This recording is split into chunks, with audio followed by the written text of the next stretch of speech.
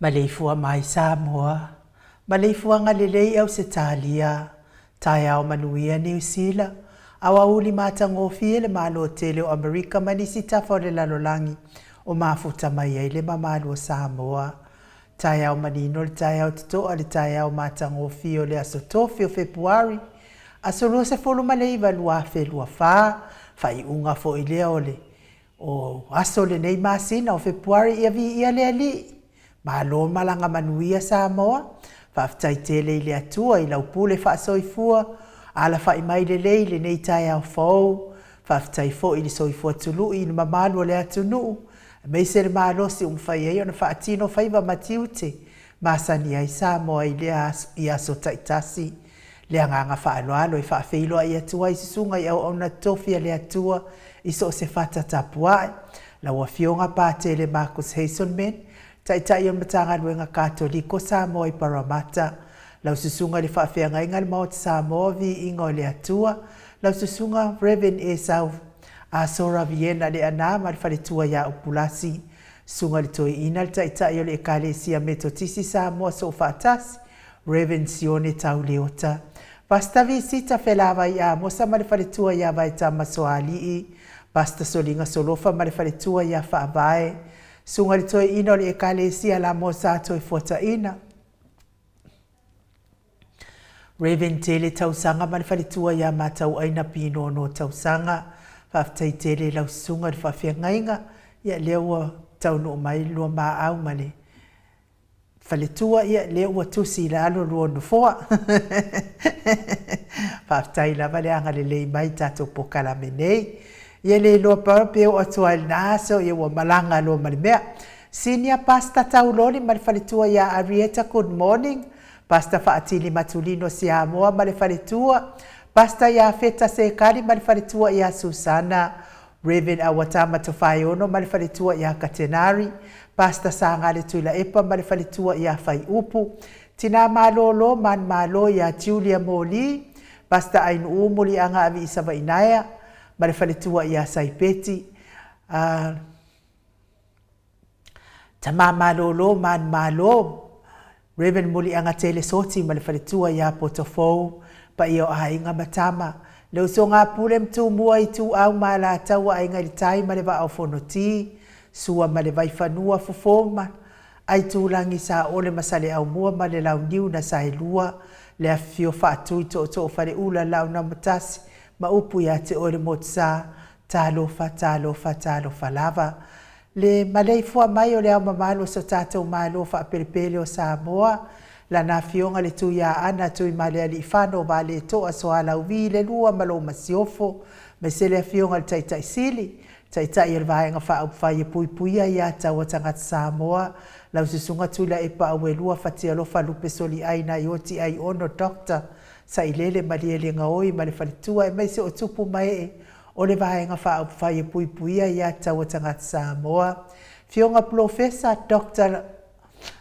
fionga le profesa le tamau ai o le tofa manino ia au le fo mai fo i o le tamau ainga Dr. Afualo luanga lau wha amoe tau loa manu wut salele ma le whaletua me se o tupu mai o le tautua Samoa le whaasalau tale ainga sa tun mafono le fionga le sao ia le ota suatele fionga fo ia fo i maono manu seni tūwhele ma le whaletua ia sua Vivian Piffem tūwhele ia malo lava le soifua manuia le nei tai au fau manuia fo i whai ngā malo longa i Amerika ma waise si whaasiri ngā malo si mo o lua mātua fionga le profesa langolango le soifua malo loina Dr. le hausa tole afoa tupai ta sa mau take na seri ma le whaletua malo le tautua atu nuu mai sena e tato sponsor malo si mai Hawaii le fionga ia lilo fotua manu ma le whaletua ia Baby Fretten ma le nofo halo fionga ia vui Nicola Wofo ma le whaletua ia Moli ma le nofo halo i sini au sitalia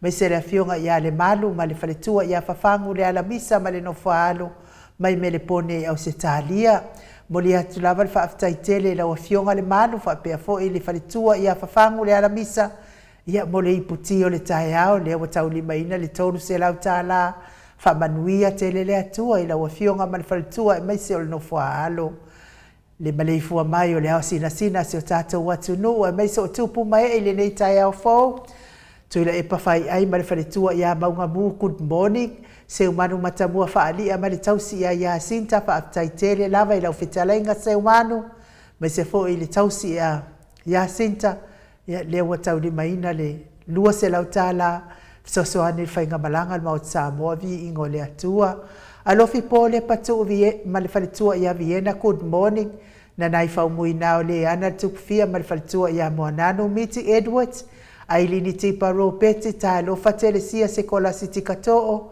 au lele matapula se uma lo fereti funga so vale fa alava au tio inu ese Paula Banks good morning se Lina Aling na Hill Elizabeth Masinin good morning Maria Agia Sinale Burton tuala Maria Blakelock Pepe Sitia Epa ngadua fisau foi e se tatamala ya me se foi faltua ya to o matai o maluloto matangi vila wano to paitaala me se foi le tina matua mafuta mai Amerika ya longo i pule peleti to ai loa fatai ya vi ia le atua le nei tai au fau tai foi le atua ya te o tau tina matua tatou mafutanga nofo talo tai foi tau lango malo si le fionga tai sili ma sili fiti fulsia inu etele ili fa so tau mamata good morning nga fopula sa lua tele moas ma le tausi ia Susana le fitalenga ia tapua i le fauma pepa good morning pepa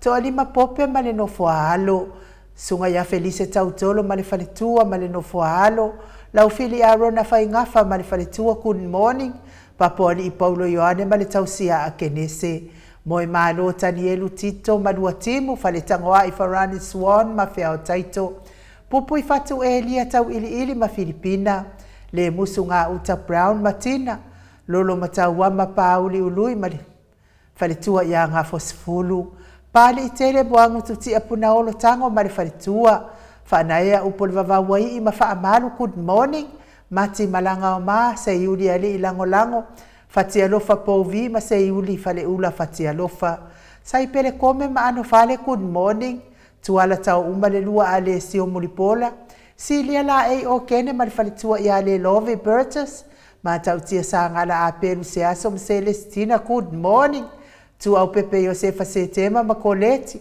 sione haitamba Eloisa Samoa tau e tia ta afu asu amaroini le fionga ia su a pentito ma fale tua ia laine le atatipi RJS TVU party Ross tuile tufunga vai tovi Filemoni ma le fale tua King Solomona Vita Smith tau fa iula me King ile au pepe lome tupa i le vai ningi mau moa nanu ma Marina tanga lua tase sa matai a Miriama fala na ipupu pani pasa fa apoi ma le fale tua tau finga fui maono ma Diane tupa i fa salafa tapua i kuka le tausi ma le ai ngali i mai se fo i o sia ma Jenny Savila tio sa fa atonu ni umata mau salafa atalina patiole stawa heni au tanga vaia ono sa itu fa anatu eti maulalo Princess Langi Ayeng, Critel Matangi, Jacinta Vitaliano, Toi Tu Simati, Fuala au Manao, fa manuia le atua ia te o tauti nā la iti matina fe o lolo manuia le nei tai au.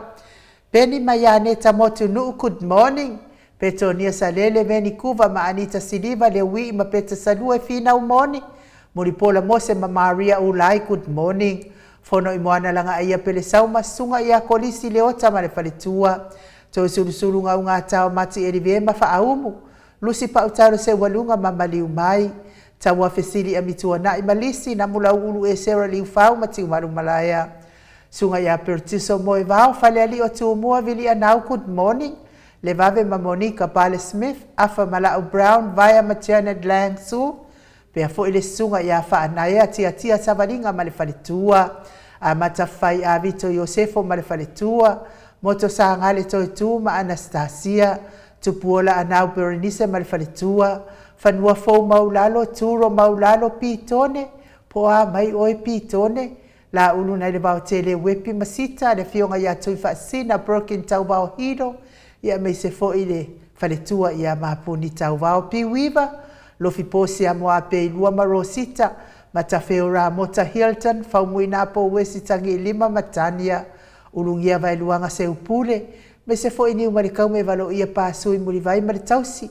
Sunga ia vahalai Felice Ioane male ai ngā lii. Le fau vao tu. Le tamamatua ia le fau.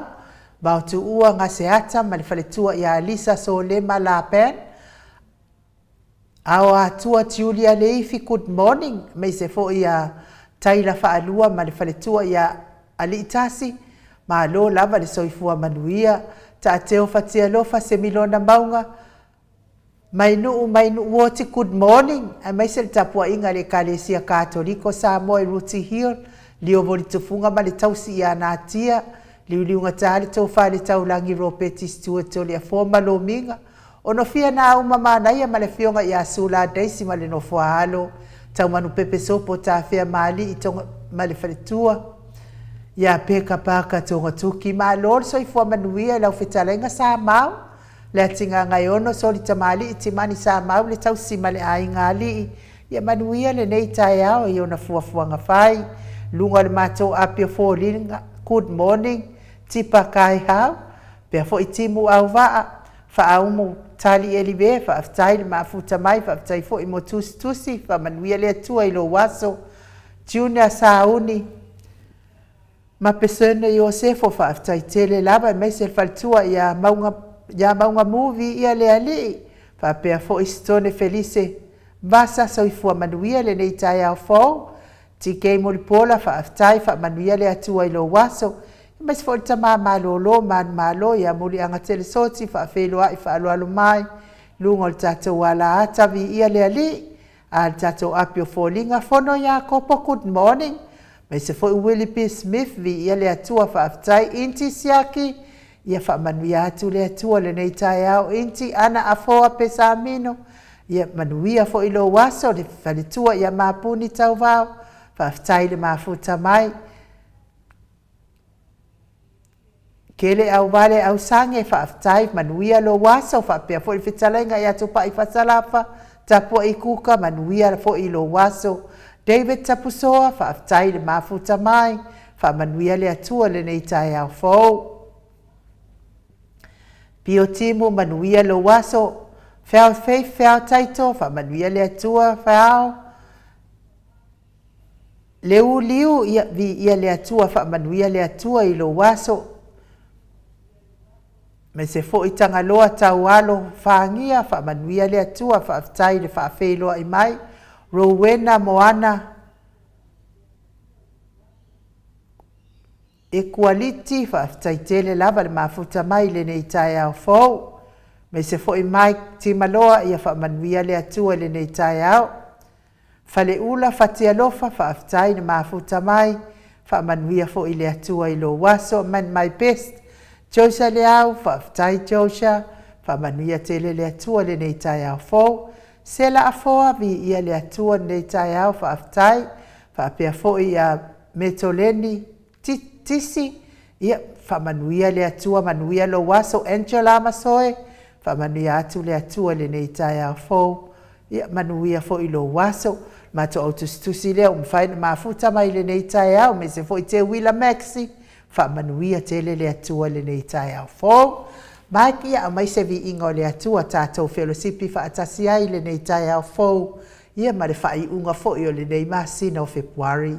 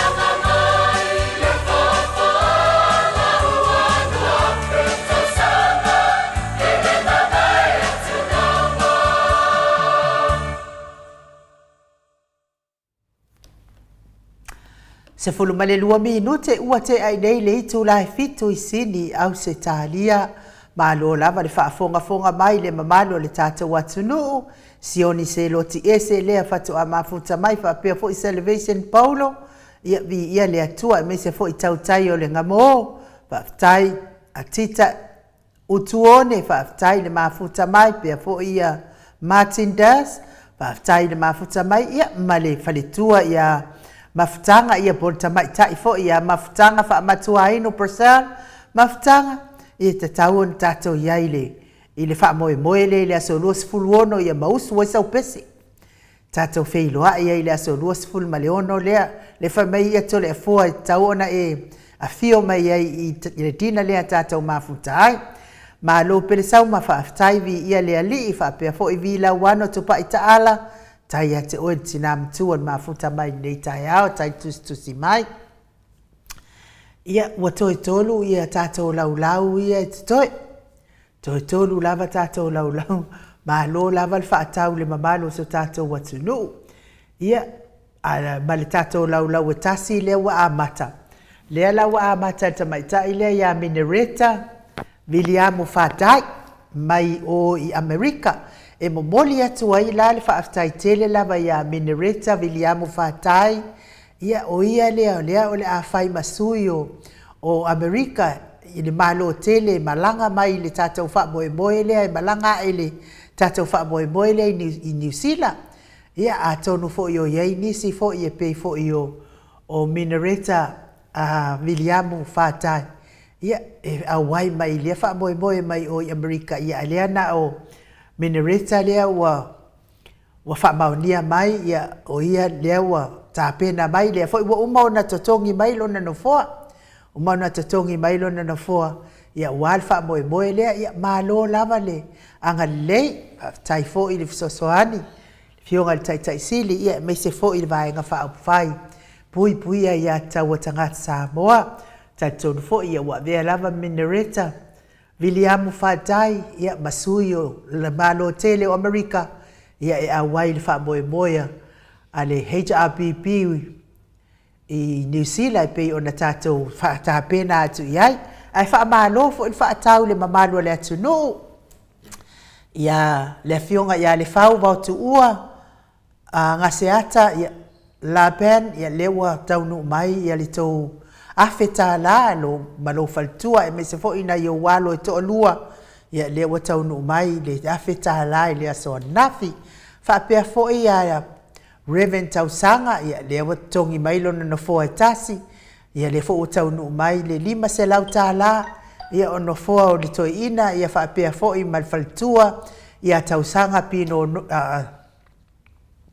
ia matau aina pino no Tausanga, ia no wingai, e tongi anu foa toi ina malfaltua, ia te ia watatau malanga whaatasi, ia pe ade pisi fo i mea le kale sia la tau, ai mo le toi lan wha malo malfaaftai,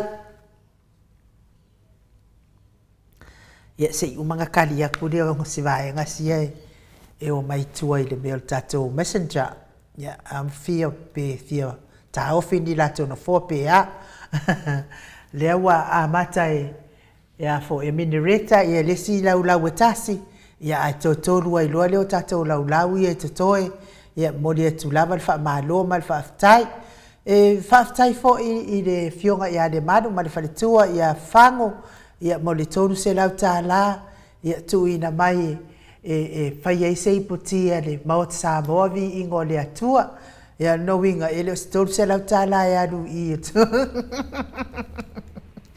Tonu se lau tāla e so ani fo tau singo tsoi fua manolo ina o le fionga tapa au whaasina malo tangata, ia e mei se fo i le tatou insinia ia mako. Moli atoa ma fa malo mal fa aftai le anga le malo so tātou watunuu fa manuia tele le atua I mea ufa ngao ona o le tau anga le mal tau walofa mai po kalamen ma o Samoa vi ingo le atua so I fa saonga la o le afoi o le au mafola o au atua tiulia le ifi fa atai ia le ana mai le lua se lau ma le whata la malu sifulu ma le lua sene e fesoasoani le whainga malanga al tātou Mount Samoa vi ingo le atua au le si lua se lau 5 sifulu la ia e totongi e le tiket a si ona uso la le o minereta viliamu fatai ia lea la ta e fai malanga hae mo le tatou wha moe moe. Ia olo o ele i feso tai mai lava po ai ona lima se lau ta la le wa uma ona tu mai to tono le tu stupia to le foa. Ia lima se lau ta la ia o lea lava ele o mautinoa po lima se lau ta la o ticket. Ia po se lima se lau ta la i soani i le tatou malanga. Ia po se ia tau lava ona silafia e le whaingatafo i le sa ilinga mo le suase leni. Ia ai vi ia le atua i tau awanga lei ma tau au mafola i le afionga le taitai sini. To tele lava tātou ia watongi mai a la tau ticket.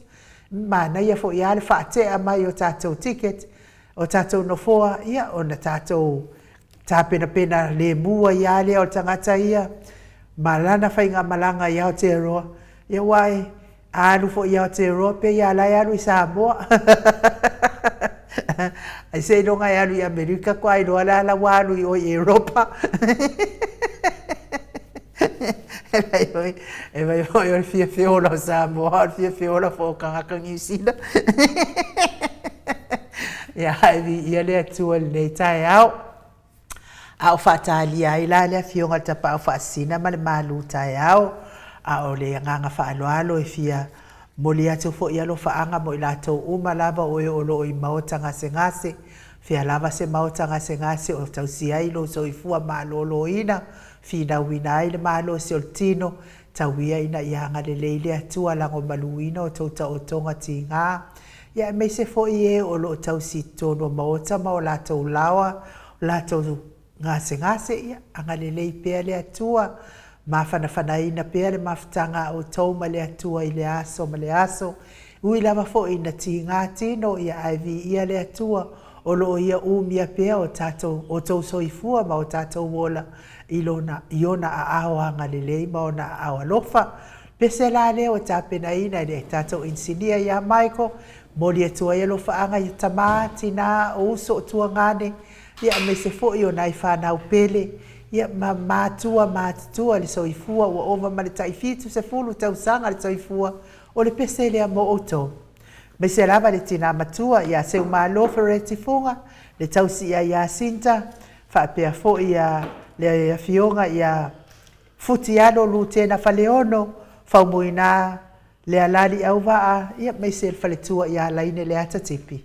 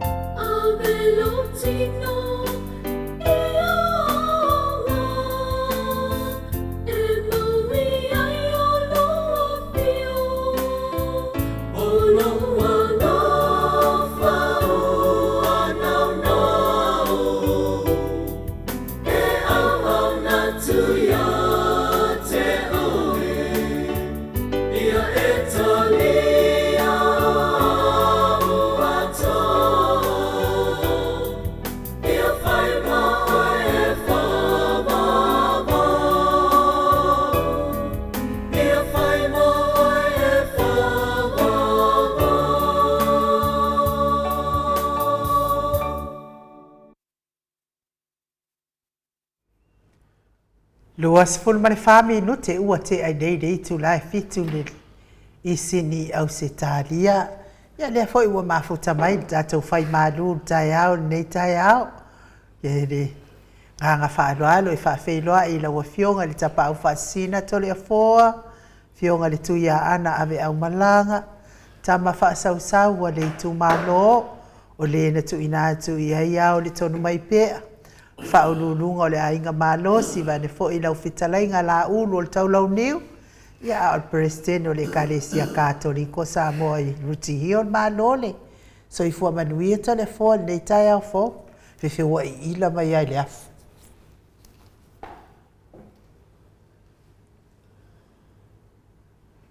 Ia whatala whatu fo i ainu uni nei fo i tai au mātango fie. Mo fo i na whatalo watu le fio le nganga pa ia le tātou maftanga. Ia mese fo i tupu mai e o le atunu. Ta maam tina mātua e o nei po kalame. Ma lorso i fua, ma lo fo i lange ma. Lai mene tawa i ila lea. Wa i ila mai le afu. Ala me e whai o le afu hai e ila. Tuli e foli ma vanga nā le atua. Ai le afu. Fe me yen ma vai nganga. E se malaka wako. Langa ka o ke mineu le la fa le nga inga le maru fa la nga le ma foi no ila ne ka ya le ya se si ai no ngo fa ila a fa ila wa le ila ne ka ya ya la fa nga ya la ila ma ke ma fu ka ma to ina ne ta ya ma tango fie a lor so i fu ya ma lor so i fu ban via to le fo ya tato ye fo il fa i ungo nei ma sina o februari ya vi ia le ali. So i fua manuia, ia mais fo i le folau i langi maa. O le mamalu so tātou watu nuu, ia e tole fua manuia le malu tai au. Whaftai lava i nuu. Ta tonu lewa tātou tau nuu mai fo i se vaenga silin tāua, tātou maftanga whai pēa i tai au tai tasi. Ia wā fo i se upu ma le fionga pa ia le atua. Ia whapena fo i ona tom tauina i tātou i tai au tai tasi. Ia me se fo i whalongonga o le tai au, a me se fo ni aso, tātou amata i le tua, pi ona masaniela au whainga ringa tofi i le tua, tātou whapena o na amai Jesu, i o tātou luma, tātou mafuta whātasi. Ia le ia le se me whale tonu le tātou waso, le nganga whiawhiana ngā, me le nganga whaftai i le tātou maftanga. Le au te toi whātalo whalo ia tuai le, fio le nganga pa ia le nei tai au, a me se fo ia, tātou maftanga ia langi mahina, ia te o taule lo fatu noa, manuia lo tātou atua, lo tātou tamā, hapia fo Isu Kiriso lo tātou alii, lo tātou whaola. O le tātou tusi whai taura nei tai au, ai nu, o mō mele le tusi o Efeso. Efeso, o lo nam tau pe lua, whai tauina mai i le whai pe whāwha, ngata mai le whai pe fitu, wha mole ai nu. A o le atua, ua iai le whaulai o le alofa. Ona o lona lava alofa tele na ia alofa mai ai i tātou. A oti lava i tātou i a mio leanga. Wana whaola mai i tātou whaatasi ma keriso. O le alofa tu noa o whaola i nai o tau. Wana toi whaatutu whaatasi mai foi ma whaano nofo whaatasi i tātou ma keriso Yesu i mea o i le langi. Ina ia whaalia i tupulanga atali, le sili ese o le whaulai o lona alofa tu noa, i le anga le lei mai a te i tātou ia keriso Yesu. Whamole nu te toi whaitau ma le wal whai upai fitu, whamon mole? Ina ia whaalia I te pulanga atali le sidi ese o le whaulai o lona alofa tūnoa I le anga le leima ia te I tātou ia ke riso Yesu. Whamanuia le tua I le whangaina o lana whionga paia I le nei tai au. O le upu lea le tua mo I tātou. Mai le feso lea e lua au lona whai upu e fitu. O le vea I oe ma ke riso o le loa lea o le tamau a inga tele o lona alofa tu noa ma lona anga lei ma ia I tātou. Tasi nei vaenga e silina tā ua e wha manatu I tātou. O le alofa tu noa I lona anga lei ma ia I tātou e ala mai ia Yesu Keriso. E le manatu tātou te whaasoa I pēa I le tele o tausanga. O tātou whaalongo pēa I le upu lea o le mativa whaaleanganga. Le iai le whaamuia a Yesu, le na whailanga launga I lunga le maunga. Mativa whaaleanganga. Partasi lea mata upu peye whaale onga manino le leit, pere minga na o le mativa whaaleanganga. Nonga winga tato te fisili whai ngōwhia o le hana mativa whaaleanganga. E māneia lea si o tātou mawhawhau loto e whasoswani ai tātou I le tātou savalinga. O le mativa I le anganga, o le nofa uta lea ma mataala I lo tātou mativa whaaleanganga. O le mativa I le anganga, o le tātou mataala lea po le tātou nofa uta lea I lo tātou mativa whaaleanganga.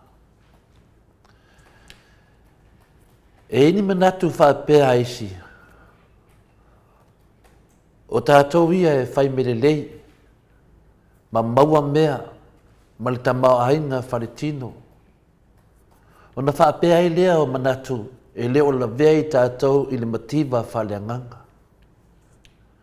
O le ale winga o ia mea. O le tāua lea, ia tātou malama lei, e saunoanga ma whetalaina I Yesu. I le launga la Yesu I lunga o le maunga, o se tasi leo launga tautaua, na tuina mai e Yesu, ai ma sanyo na tau se ma whaasinoina e tangata mātitiva. Pei e mānea foi, ia tātou malamalama ai po le ase tā ua. Nanga e lea e pei e whorina mai e ese foi le nganga ma le wha malamalama ina a isi. A lewa tātou tatanoa pe mawhai o na tātou so lai titi te lava ia tātou malamalama ina le mativa whaaleanganga. E winga le launga lea Yesu. E mawai se au onga mo tātou, tātou waia. Tātou ta mā matina mātua, a mes foi uso mo tu whawhine, fifia e whanongolongo le tātou maftanga e tai au tai tasi. O le launga lea Yesu e mawai, na whaamanuia ai Yesu e mativa I le nganga. Na whaamanuia Yesu e mativa I le nganga. Pea na tu ese la Yesu upu muli aia I le nganga. Ai le whaapea whaamanuia I le mativa. Ai lewa mai e mai mativa I le nganga.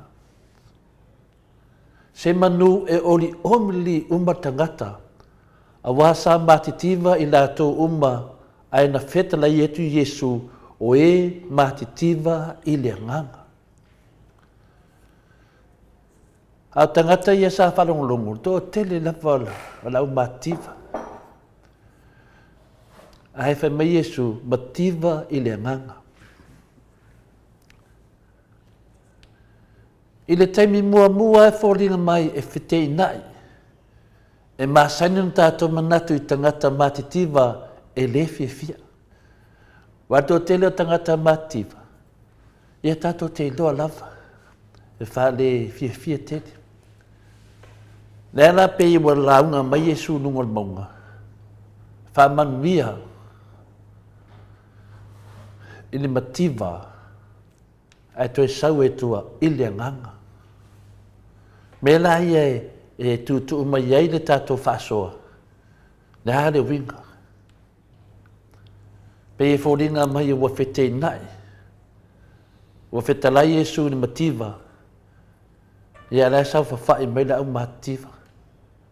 Ai toi ratu e lo malilenga i le nganga. Le ala ia i tātou mawhauwhaunga whina lu tangata mativa i le fia. Le ai. Nā o hao Yesu e mawhai o na maua le fia e ui i le mativa. Tu sape te mativa e te maua le fia. O le ao onga nā. E le whape e tau le mativa. Ngakai ngā. I le nganga longo vinga. E o lava i tangata matitiva, pe o tātou, e maua lava le fia. O lea lari toinga mativa na mawhauwhau a Yesu. Lea lari mativa lea na mawhauwhau a tātou ali. Pe le o le vinga e lea o lana tala ia i lātou o e sa i titi lava lātou o loa o le neira o langi. Po le mawhauwhau Yesu whatatau tangata ia e matitiva e i tātou wha le tele le tamao ainga le peo tō tele o miska ma tātou palemia mai lātou matua tele le tamao ainga pēr pātustusa ia e tātou le ai e lo le mea le nā e mauti noa lava sa au fia tātou lava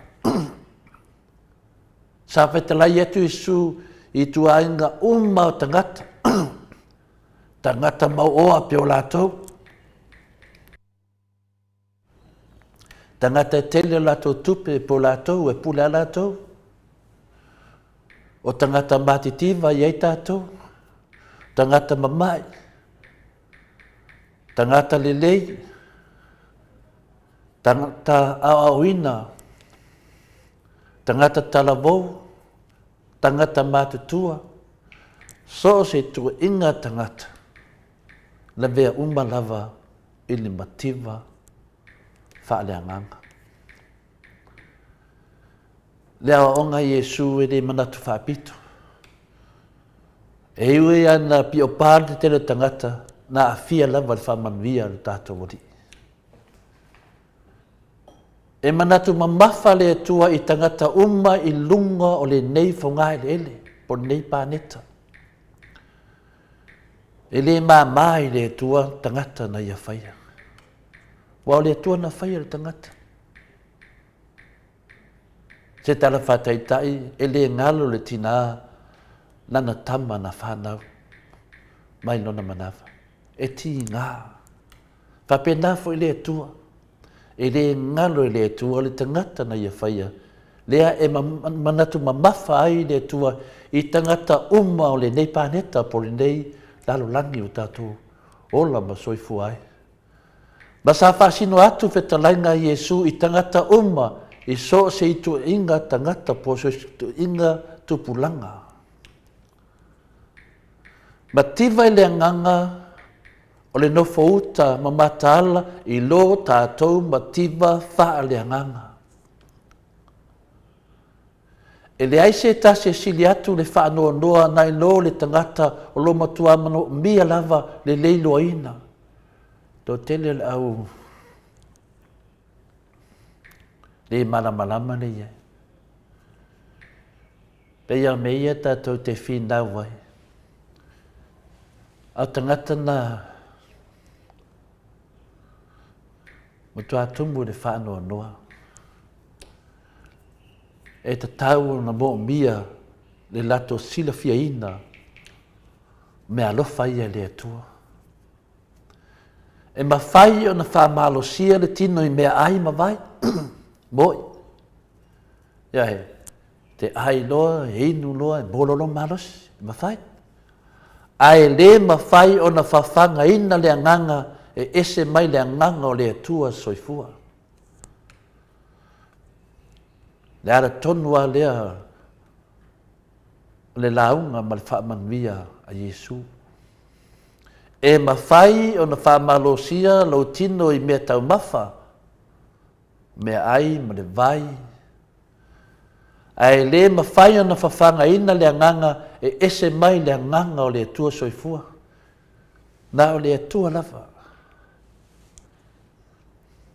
O le anganga na whaia i le whaatusa o le atua e le ma whai o na whaamalia ina ato toa se longa wa i loa e le atua i le ala te tau. Lale winga. Lale winga lea. Na o le atua lava. E le na o mea ai e o lai le tangata a o a fionga umma e tu le mai fofonga le atua. Le winga ni na. E le na o mea ai. O a fionga umma e tu le mai i le fofonga o le atua. Peo na whaita wina ni nei tai au. Nai whama wina i tonu o le māteu e whā, alo na whai upe whā. E whai tau. Ia tātou maua ma mara malama ne lei. E le na o mea ai e ola i tangata. O a fionga. E tu lei mai le fofonga o le atua. O le avea ma ke riso, o le iloa lea, o le tamao ainga tele, o lo na alofa tu noa, lo na anga lei mai ai tātou, ia ke riso Yesu. Lea lai wha manvia Yesu, i lunga le maunga. Wha manvia, ma tiva i le anganga. Lea la tonu nā. A maua e oe ke riso. Nau whamanvia mai. Le atoanga nā o le alofa o le atua. E le nao mea ai. E le nao vai inu. Le ai. O a fionga umai tu le mai le fofonga o le atua. O le nā. O le avea la oe. Ma ke riso. O le iloa lea o le tamao ainga tele. O lona alofa tu noa. I lona anga lei mai a tātou. E ala mai a Yesu Keriso. Longa vinga. A tātou maua Keriso. Le nā tonua. Wa ia mea ai. Wa uma ia mea uma. Ai maua Yesu Keriso le nei tai au. Wa lava le nā. Wa e oa whale anganga. Wa atoa fo ilo waso. Wa atoa fo ilo wolanga. Ma mea uma e te whaia. Pea e maua Yesu. Ia. So soani nā mo tātou, mo tātou savalinga. Tātou savavali whātasi ma Yesu. Opo ma Yesu. Tātou wō whātasi. E mauti noa lava le tātou marolosi. Tātou te atu i le whili. Mahana mai lei. Ia, o le whaasoana ta māmati nā mātua. Manuia le tāpenanga mo le tāpenanga mo le maranga sā. Ia, manuia fōi nei yaso. Mo se aso fia. Whaafio fu Yesu. Te dua mafuta. Mau aile ato tuanga atoa. O le mativa le anganga. Mo tātou manawa. Tai lava mo le avanoa inu. Malo. Tai lau fionga le tapa au whaasina tole a foa. Mo tātou malu li nei tai au. Mahana ia fo i le upu wha la e au. Upu wha malosi a wā fo i wha fonga mai. Tātou atu noo. Ia o i meise lava ia i lātou o e fia malu wha le anganga. Mativa wha le anganga, mativa i le anganga. Ia toa tere fo i tātou, tere mea mativa le tino, toe mativa le anganga, mativa fōringa, mativa le ngangana. Kele lava mea o mai mativa ai, ia ai tu atu no mo le atua mea tātou te mativa ai. Ia o le atua na te wha ato toa ina o tātou tangata. Ia me se lava lan mativa le nganga lea pei o na tautalangia le nei tai au. Po le alama le lei ai a au noa oe ma le wha le nganga. Ia umukua o ki umalava mea tino wai ma lo si lava mea le nganga. Whamanuia le atua i la wafionga ta pau whaasina Mike. Ia mai se vi inga o le atua e. Salani eila na fionga pa ia tātou anwatu a ngai Samoa le tātou fō mai. Tali tono to tele o le oma mai le fonga mai. Ia mawhata tali a wafo ini taimi a po kalame. Ale a fionga le ali fō mai.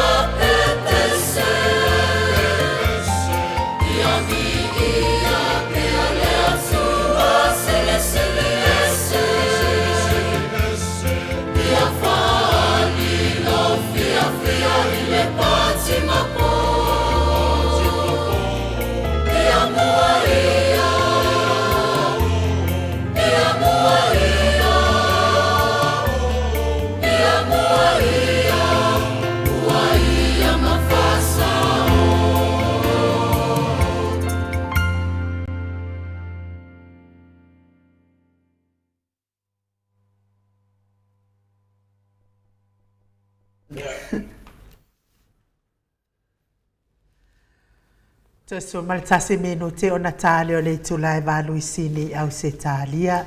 Ia malo lava le whaafonga mai le mamalo so tātou atunu i le nei tūla o le tai au.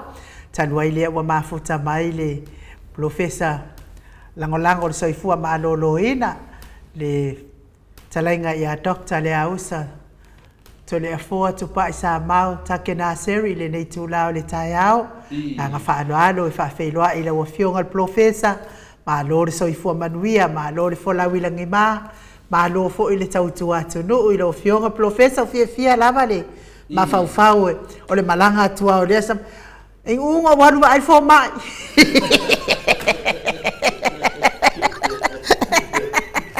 lona winga o pa anga o mal sa movi ingo le tua le ko o mto tua wai loa o fa karifai kula ala fa sa o tu no vai la ofionga malo so fo maua Langi soifua foi pa ia mawarunga ni tatou porkalama le moto vi inga sunga le sunga tamaitai le sunga e ai nu Tai.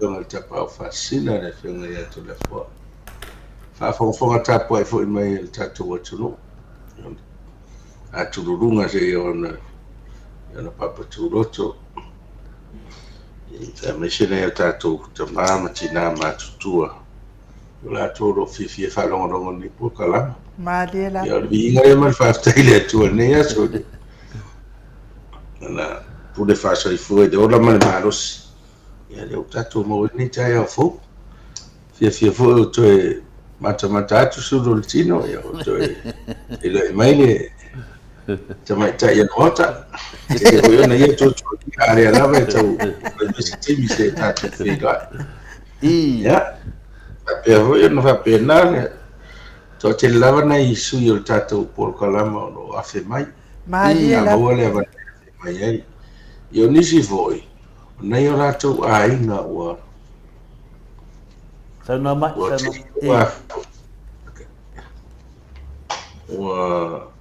wa afe mai fo I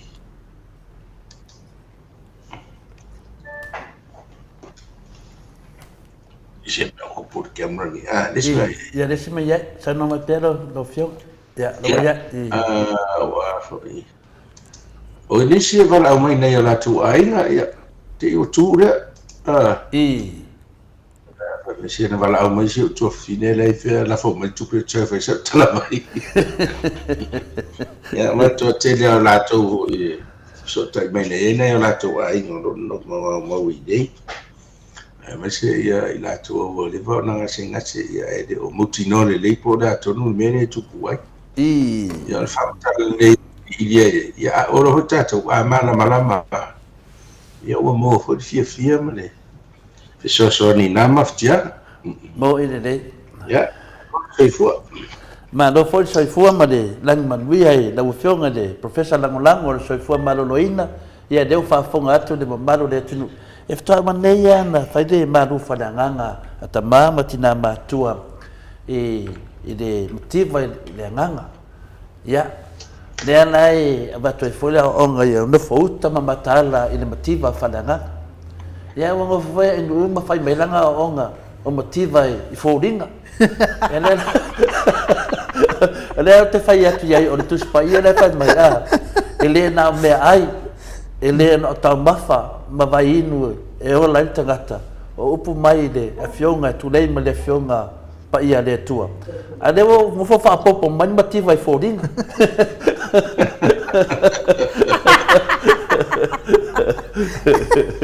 ya no ma sorry que eu fui dei danga te tau no manta tu nang la fase ina foi le maru falanga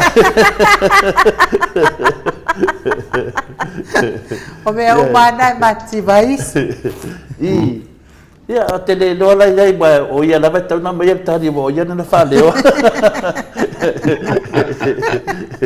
e pe wa nga foi pesida ai no lo fenga de forma wa mai foi se manatu le fa mai le mai o le pela le mai o le pela wa nga foi la le fa popo mai inu o I tono le maru falanga o motiva falanga ya ale mai le pela E mawhai ana e sau noa wa le tau tono le whionga pa ia le tua. O le a e le mai. Ia, whaftai tōne fō. O mai nei, o mai, tasi nei mai pito I lewa lala. O nai whaamau I nai tono tuspa ia, e wharau fō ia I le history o ngaruenga whaafo mai, tasi nei mai o le whaamau le mai lewa. O le historical disease, le whaamau ina le leitono tuspa ia. E man mai vele le o le anga le mafau. E whaamau ina le tupu fo ia leo ne puka nisa le na te ua wha le tonu mafau I una. Mo i te te. E mo I se le sona la e mai ai. A la e ta umai ai na iei le mai whape na I na vai tau. Poi lau le pera. O le mai e pepesi. E iei le siama. E pepesi e whaamau. Nana tura le ato ai tono le. Te le na whaina le pau. Tulou le whawhungana le tu. E la mena pe fura ho ia le. A le whawhitau le tele. E so solo I ni ura I nerves. I nerves. Ma e pepesi la, e pepesi. E kau le droplet reaction for ia le. E tale na pepesi le. A e whaitau ho I teimi tuai o le nei whamai wae. E umai fo ua mutu ni mo tangata. O vai, pe ua le la mona. E tai pe a le process le mo tangata pe alanga te le suka e pepe nerves. O le la loko se mea o na mai do lea. Ave se na vai ngati. A ola na pepe nerves e te iau pe a toa le sidi mo le tangata. La isi tonga whiti e whaiza wai fu e o whai mato watu I mato I papo I ele searching to wana petani sa whai meo nerve transplant a watu le nerve o le sidi me tau whao lai le nerve ai le se debilitate ai ka haka e le se wha mai whale mo lo e mali o le wha mai e u ia oi e le pato a whale tongu e fu I leo allora e te mariu la sisi mea ai leo te ne mariu le pe te mariu yon complication fo ia e pe wa te le se infection wa sisi mea faina to yo mama no pe a faina fo sa te le na fa tangata e sea na I tangata nei isolate fo ia le quarantine o inganga mamasa o pule quarantine wa o pule o fafo mai fai ese me tu o tangata ya ngata ulia ye tala anga tangata tato atu no sa ave le motu fo makonai e te fa no mai e tangata ave ye e mo te atu afo ile o ngai fiti the early 80s matu tano istanga cha bona ye Ayana avatu ya no foi na fatangata ese ai il motu nai makonai sa la talata mai fit ya lele o te vi foto no fit ya wola ya la to ai to tele a le se vai po le lima e te ia fa Samoa mai e ma tano ne fa Samoa nei to ina maturo e to te la to ya on ne vai te mi usa sa to mo wesis Sia.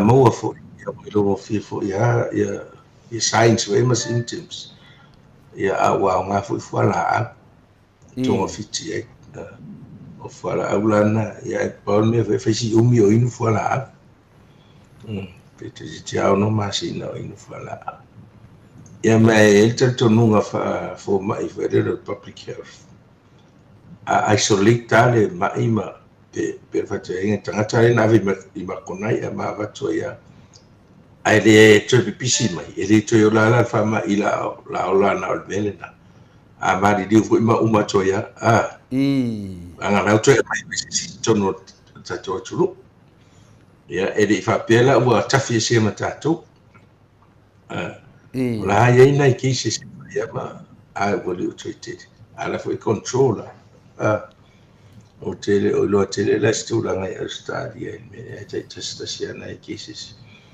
o la fo eva ai ia pe i ainga i ono vavala la so taile e tupo i le fa mai ai te so solo a te pe o le TB che pe o le siama le tuberculosis e fa pe na i le siama le o le lepra le e mo le pe Mano. Ia ori ngoa le fa tuspo ia le au vara au ai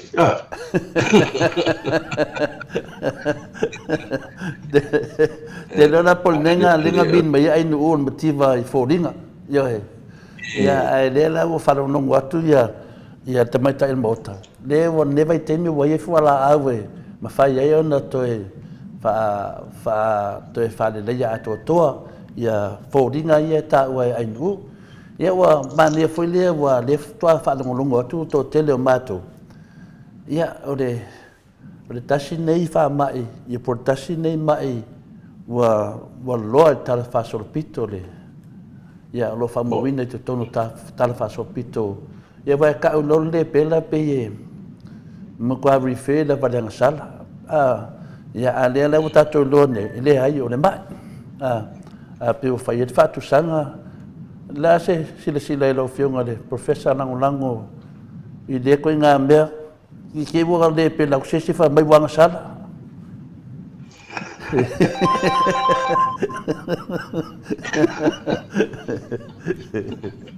ia ori a sala lo mai mai u mata to no la kana wale pe la balla lagi a kon Mato Fesilia Mato ya meto Fesilia lu ya malo fa aftaila wa fionga le professor lango le sai fo malo loina ele ai ola wa ya fa la tele ele malo taya ale wa ave ma me wa pi atala no ina wa le tele ya wa pe na ole mativa fa le nganga le sa tala no ya tele mativa ya mativa to tele mativa le tino mativa le nganga mativa foringa pe o me andare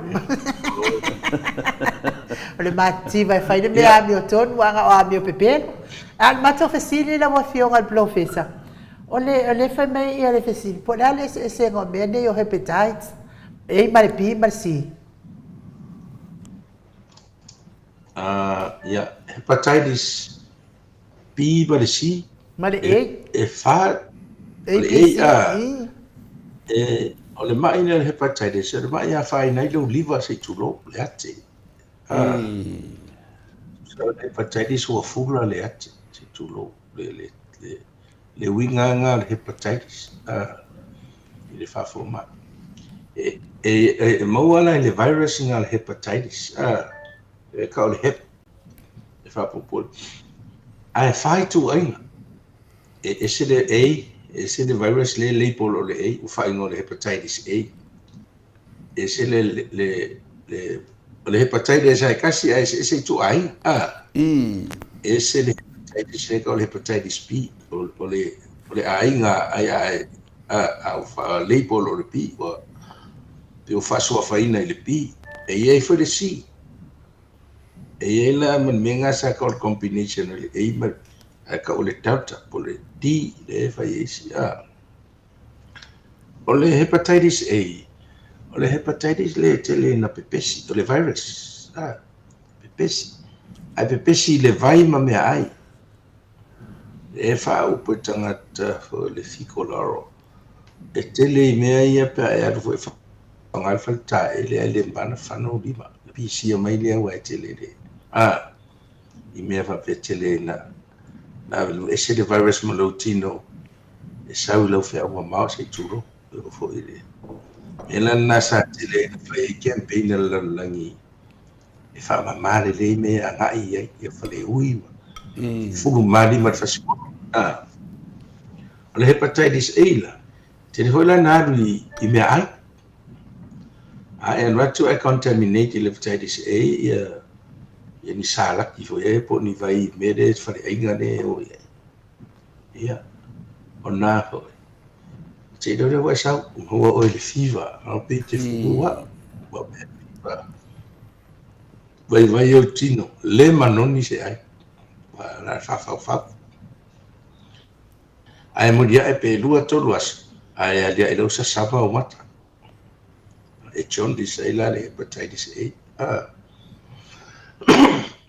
ai a ola ina recover te alo te ai la wa develop lo immunity lo tino i le mawhai on toi maua o e se hepatitis A lo life ato se e maua ai maua lo lifelong immunity le A lea o le P pai las whenga tā le P ia no fatu o le ainga o le virusinal hepatitis ai ese lona tu ainga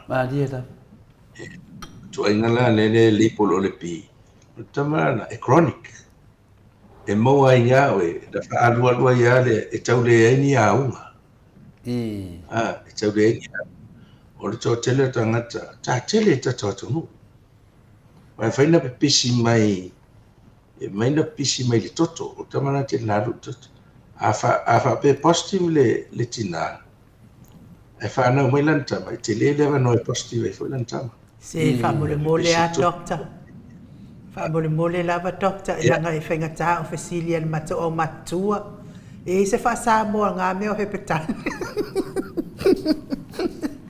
ia awe wale ole te fa fo mai ole liver le ate le se tu fa sa mta to le ate wale liver o mai tama ia le terminology ala fa fo mai ole hepato ia le liver ona na fula to lo le mane fa iuna otitis so se mea ele itis ia prostatitis o me nga le fula per prostate blood e uma ela o fula fula foi lo pancreas ko pancreatitis wa ye de fula e terminology ai tu sala le hepatitis ia pe fa sa le fa meta to le ate fete yola mali kaya te la i tu inga ma fu ele ate fete le la fa ta tu le au ta la tu le la o pe no fa ta la tu le e mafu mai tau mafa mai pepesi mai fale le ta ua pe le fa nga ai e lo tu foi se mo ai na fa nga ai lo tu mo mai o le ta ua o te vai foi a ta to ma tu fa fu ia la wa sia le ale farma i po so fu ma o ia sia uma me fa ta fa pi le certificate o le o certify el public health fale inga le o saunga le mo fa nga tanga tala tedi na le feita le fo fa ni me yo sia ki ia e se vinga me ai mo e se fe ko fo tal fa la ko fu o health card le sia ki ka un sia ki ko sangue ka si pe mo oi mai hepatitis mai fa nga pe typhoid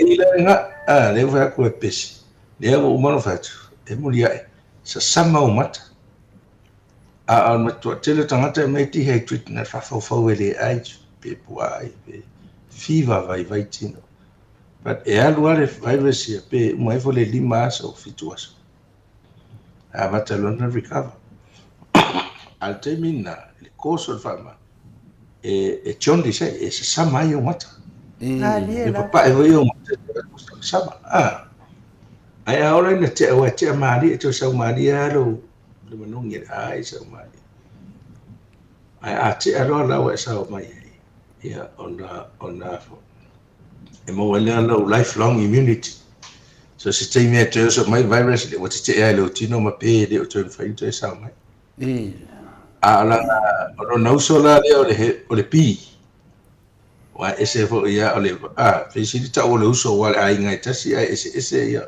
ese fo ringa ia ia o le hepatitis B da o tamare le o yesto fit lai tau sai le we ia tunu ne o fani te na tau sai le tracket pe e umi na mo wai o pe no fai te fai na mo ma o e tamai titi e pepe na e ona mai a le langonaina ai pe mo lo la talata o vale ona suru te usanga fitu suru a matalona na yeni aunga ia ona masengi e fau i le se ia pe te ia wasa Samoa mata le stain ia te e te le ona ia na lo test ai so le mo el hepatitis B na e la tangata ka o healthy carriers o le mo al fama am to healthy ya te man to man to le te sa o fama ngi HIV sa fa mai fo te ne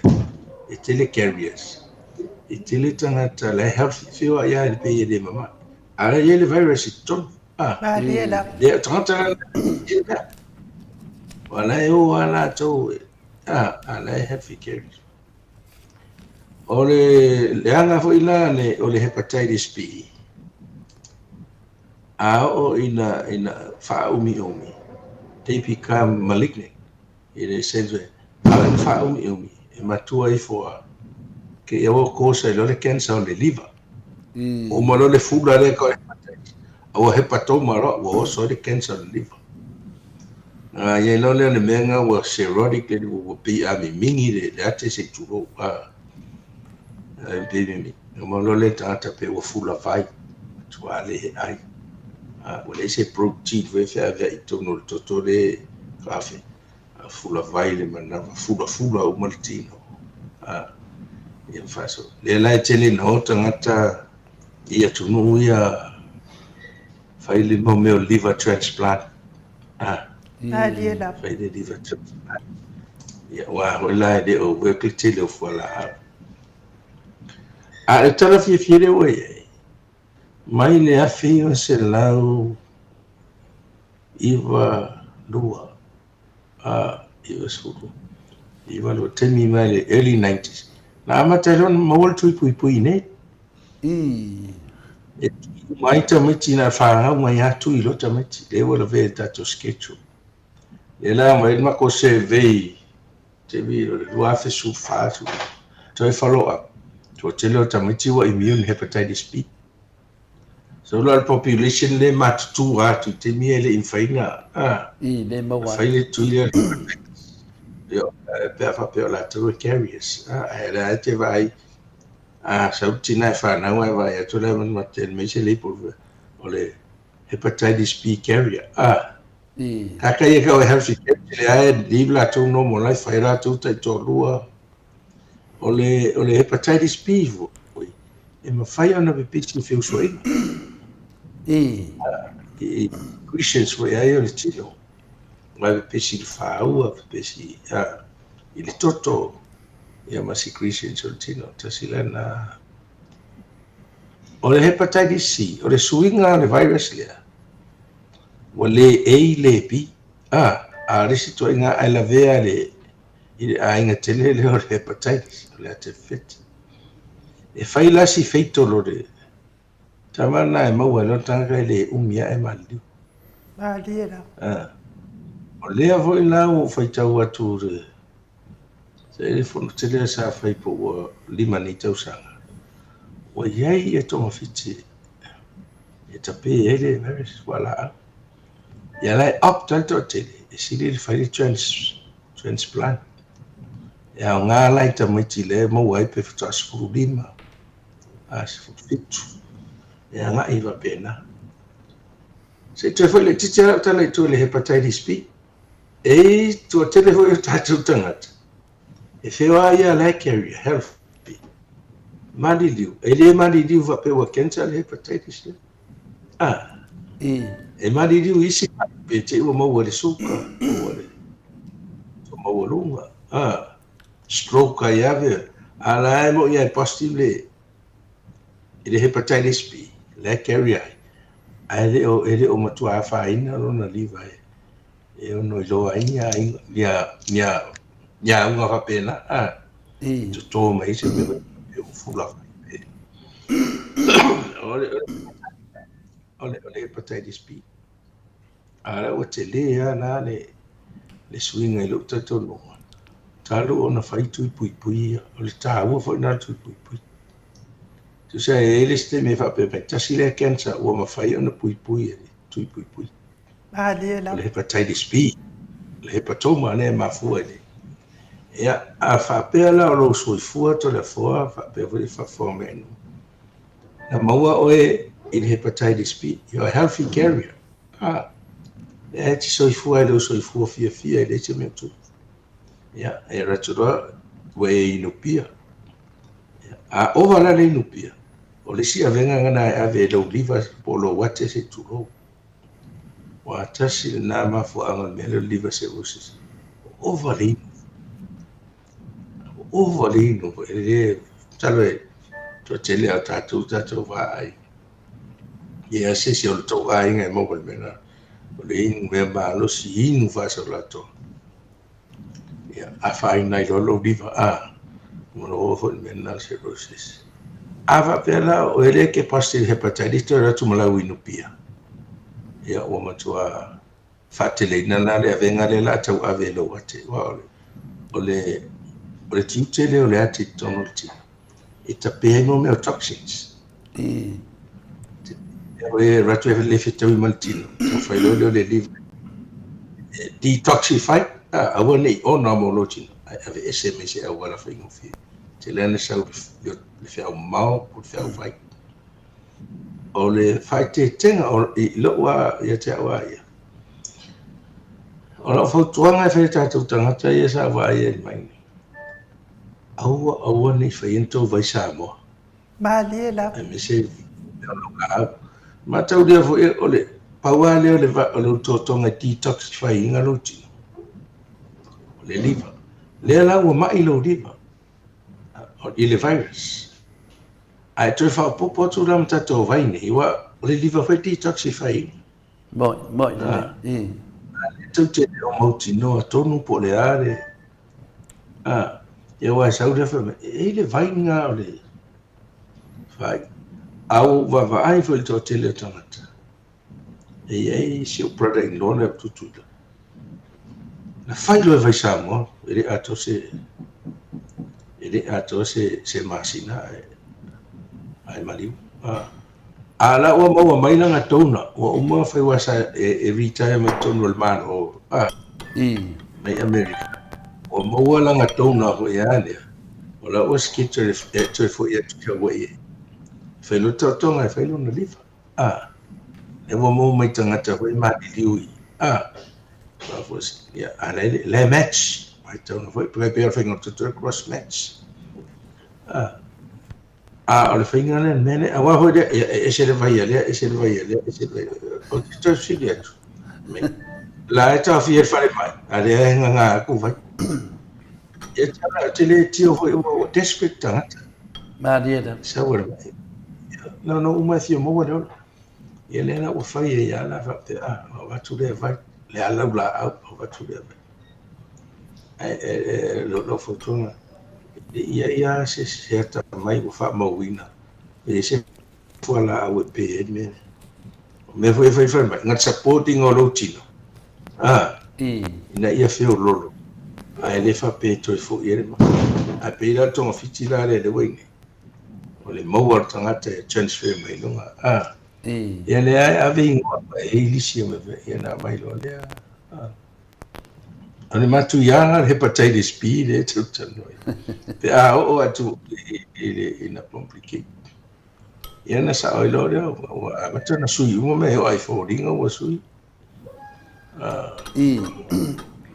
vai le vave na pe foi ele ma fa pena ne ia ona pena foi tele ia tiutio le o lo wate o lo liva se tu lo tino ai ia a mai lo e wa fai no wate atina Famtana le tasio ya ta ya pe ya la leo ma forma lai kongo ononga diva ononga ake tu lo la fa nga tamam tina ma fengorenga tofia de tua ya ma ka kalangoa le fai manga ben ya de umia ma ku wali o de bathroom ya rula malanga fang manaka mai fang ya de bangal ko sa fa na mengar me ngo wa me hingo lo fangu le fa kula nga fang me wa ule sa un ke alu lo kau konga e fanga le leisa ko kongu e finga le faka ape ai mo meo o mai faka ape fam kalanga me se ofrene ke au ya la la ki fa no longo ma fa manga ben ya ada nga fang me fangu le nga me de si vai nga me de si do makuanga me ka ngo ing wa fangu le ya umma ya ala me ngai kong fang ya okay va pise ye kailo ya ki do pala ula aula ye me ya kamale le kal kong ma como que akulo ko fi fole le sa wo le se me wa ka apel kamale ya o fa o so kwa ma ngi ya ke ya le imia va ka harura ko le ya o sa ro la ye ke de ko fi dia la mal ke mi ngai o manguia que lo ala por fan ba yung maguya may pong maguya may fan le fan mo dia ala ya dulu ame umelo uso de ya la ba ke ba nga ai ko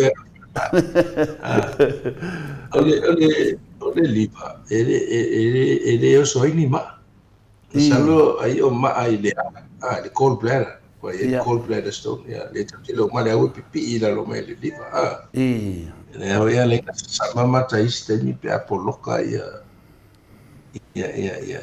common pile duct de bere le awala le sa wa ya ya de fa mai le liva ina tono na ale o le fa ya mo ya la o le tele o mai o vai le wa mai ne tono tinga ina o tangata wa over ai ava se tulo le manus mise manus le mene fa sa le fa le pinch drinking ele te man no se un tau fa mata o pinch drinking o se le ta tu le fa vinga na ta e vai aso a to a pe ro vai aso ele a ta sian fa sa ngai fa dingu ma tu a fa ya to ru fa aso la e andu ene to toma hone ale te milane o matua fa ina to ngai e to fa so e to e fai solo ya a matalo ilana wear out kai pe ya mo me me ve ta o le wear and tear e tinga ina ko to ngai o fa sa ngai ma ni fa fitau ya me fai tatu me fai tatu pese ila mena ya amata de hola e ho ila tanga tasuka o le tilo fola au suka fa ina fo le liva Mali o vinga na tala ele o ya fa ina fo ya ne o le liva fa ba se ngaina ma fa ta pe ina fo la o le ia mo le ia mo le tonu le vainga le fa o ngai suka ai ave ese de si vai mai rua me ave ese tina ave ese yokitis ma ave ese mai lo liva ele ole me la na ya ta sia le liva ele pe isto tonga ta idua pe o fatuma ai o fatuma ya ta sia lo liva ta si lo e pe si vai na o me hoila na ese taua na conscious ya Mali la e tangata fa me fe fuala on fatuma ya sa ho wa e fuala a so na in wina ya fa o kidneys nga ringa tele ho ile fa le liva ya fa ina ho le liva pa overdose o le fuala au le penadol le fa ngati o le sefe ya fuala a ke overdose lo finga ka yunga kasi fala o menga fa inga la liva me ka cholestatic changes o poloka uma kama events ngai kongo le liver damage uma ya cells o le at se turo o poloka ila nga venga fa ile ina vele tanga o sa sama mata o le fa ngai awa mutua ya fa so to ya ina mali al fala o le sefe tele na ni fa nga tanga se tulo e pule de ora Le Panadol. na watu le watu ingo ka se fu fa fora ka is ele leia va vi watu fa man tau pa mu mai dei fa Malela. mai ele ve ko mai fa fu fa man menga le chaco le ko polo ka le episodes ai a watu fa mai wa to se fai tu la no episode te le ya just in that thing ti la na fai na i la to ona la ko liva feile o mo lo menga le cholis liva feile lo ya mariudo Malo. Malo. telefone liva O le ai, o le whanongolongo atu, ia tō tele mātou. Ia o e alisango a makangafu vai. O makangafu vai na o impia ia le ingu ai whasula koa. Ia anu la ko fisili ngai. Ia, whaftai ai i whionga le li fō mai. Au le i watu le mato fisili. O le ai i le whaftai a mai a poima misipati.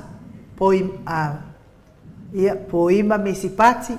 My Lord Dr. Naseri, thank you. My mom get much better now for the cream and the antibiotics. You gave it to her. It's working good. Ya, whawhikai lava o le whawhitai mai nā mai ia ai o se alo fo i o se tina o au mau i atunu i whafo. Ia pe e sao ai lau sau noanga i wala au atu na i o lātou mātua e o siaki lātou. Ia le alai whawhitai mai ai ia le sui lea. Ia ai o le fesili fo i la mai a mātou. Po whamole mole dokta po le ale ti ngā e au ngā ai le Panadol Austro. Ono 5 milligram, 665 milligram. Yeah, I've taken. Ole Panadol Osteo. Pese combination for o famano si le titi le Panadol. The ingredient le to. Na e fe si dia to Panadol Osteo lo le Panadol le masa. Ole Panadol la le e dua me ta ua ya ngai. E nga tinga. E nga for fever. Malela. Antipyretic, anti-inflammatory, antipyretic, analgesic, pain. It wala me the fever, my pain. Also, yes, I found I called aspirin. They call aspiro. Ongana, ke ai le fever, ke ai le kinga. Ai ke ai ro mal fulo pongai. Te vai le aspirin esa mai ai si fola a fa ngal pongai. Le parent drug got aspirin, le brufen, naproxen. Ko vai kula le se fe kula le Panadol Osteo. Era nga pe 605 milligrams 600. Ngala wele si ingredient fo ka pe se codeine ka ko ko. Pe so angina ai e ku ia ole overdose ke fa ia ko le mene ole Panadol mo on menga ko se fu wongo fo la we ko se fu on la fa male intense we ale e pule le ora I taking le regular dose ele amai. It's one of the safest drug never ngai asa wa vengi aspirin mangi ke ro matua Panadol Pacific. O foi lá le aspirin. A ingwa le aspirin. E ka kaunga le leiri me tana e ai le leiri. Na inu le langa e longa wa le acetyl salicylic acid the ka le ASA ye le aspirin. Nga lenga ave de pure se aureles. A va kule lo manga ele ai se me ai oi. Ya maka dia le environmental lo manga ole acid. Ya ko fa popo ko le acid ole fo la ole aspirin. Ya ngamu e lo ka de e ka kai alsa. E ka kai piriki de aspirin. Ala ko le fa le mai. Ba ko fa so aki mai sa para. Fa ya ko fe au mau ruri vo ele de. It's blood. I feel like scope in mai como scope ik nga ka dong ofia ma fu de so all aspirin e ka o le multifaceted bleeding pe ua vai makongi soro ko ala ka fai usu ma mai ko e kupula le mele le doses ke kele o aspirin ma le fai so ese la nga lewa hele aspirin very low dose le e ka o le baby aspirin le 100 milligram sometimes 80 milligram e kore le whaanga e prevent whaanga awa ko e mo runga ro blood pressure mo runga ro cholesterol ke suka vai vai ele fala o so sangi cholesterol awa ko mo fala aunga ole aspirin nga baby aspirin le 80 milligram per 100 that's a very low dose of aspirin onga o studies e va pe e fe so sangi ko fa mangi fingi fe ko wongi stroke is ya nga de fa ai me se pe mo runga ko le la ke va donga ko ngai ka ma ko na ona fala au nga ia mana fala au fa magnifico o aspirin so wanangi por ese si aspirin ke fa magana ko o aspirin ai fesi vo rungo doses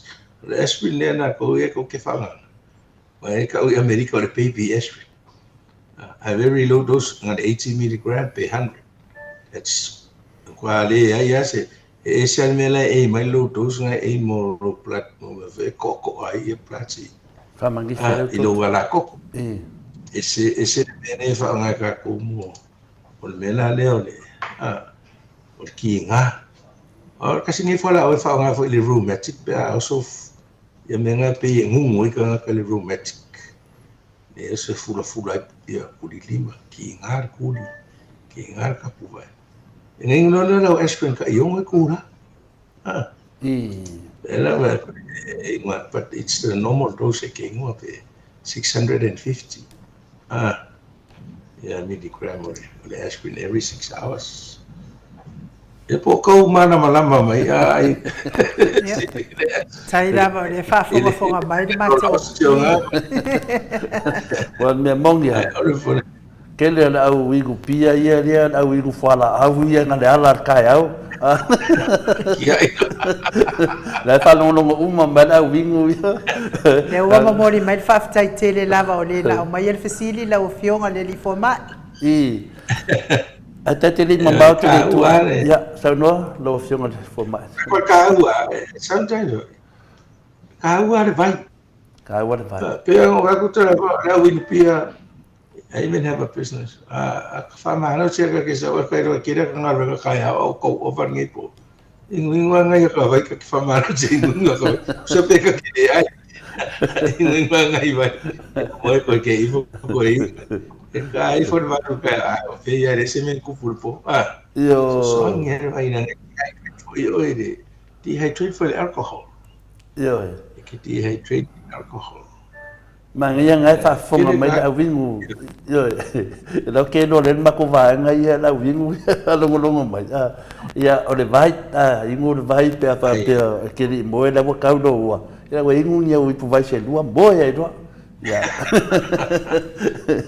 rako ara fa le vai rako le fa le wo le se me ai el toro ya o sa ingu le pu vai ya wo ka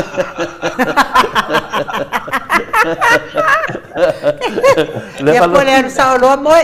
La fa no mai tina ko no la wodi ngu pia ya la ko ba ingo vai fa met forma ingo vai mo ya ko ai ka ma fa ka ya e se te facilita le fo io e mo ko ke da ma facilita la fa mo ko fa ro na ngu fa ke ya o ngoro fionga de te mai tai mo ko fa ko facilita ya o facilita sawai tapu mana ia o lo apu whaamole mole a pe iai sau fesoasoani i se tangata ua uma na siaki e manu ia uma test ai fai mai e still ngingiva lava le ala i le tae au e ngingiva lava a ta oto foi e tau sau ale ni niva ai o lea e inu fuala au le ni niva ai e le work alo lava aftai.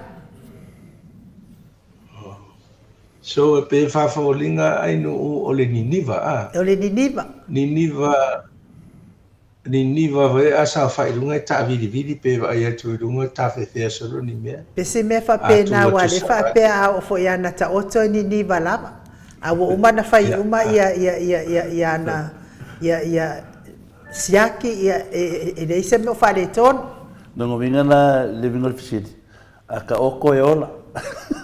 Aka oko e ola. Ale o se fo ma ia se me ke kalima ia fo ma. Se pa fa ngofie.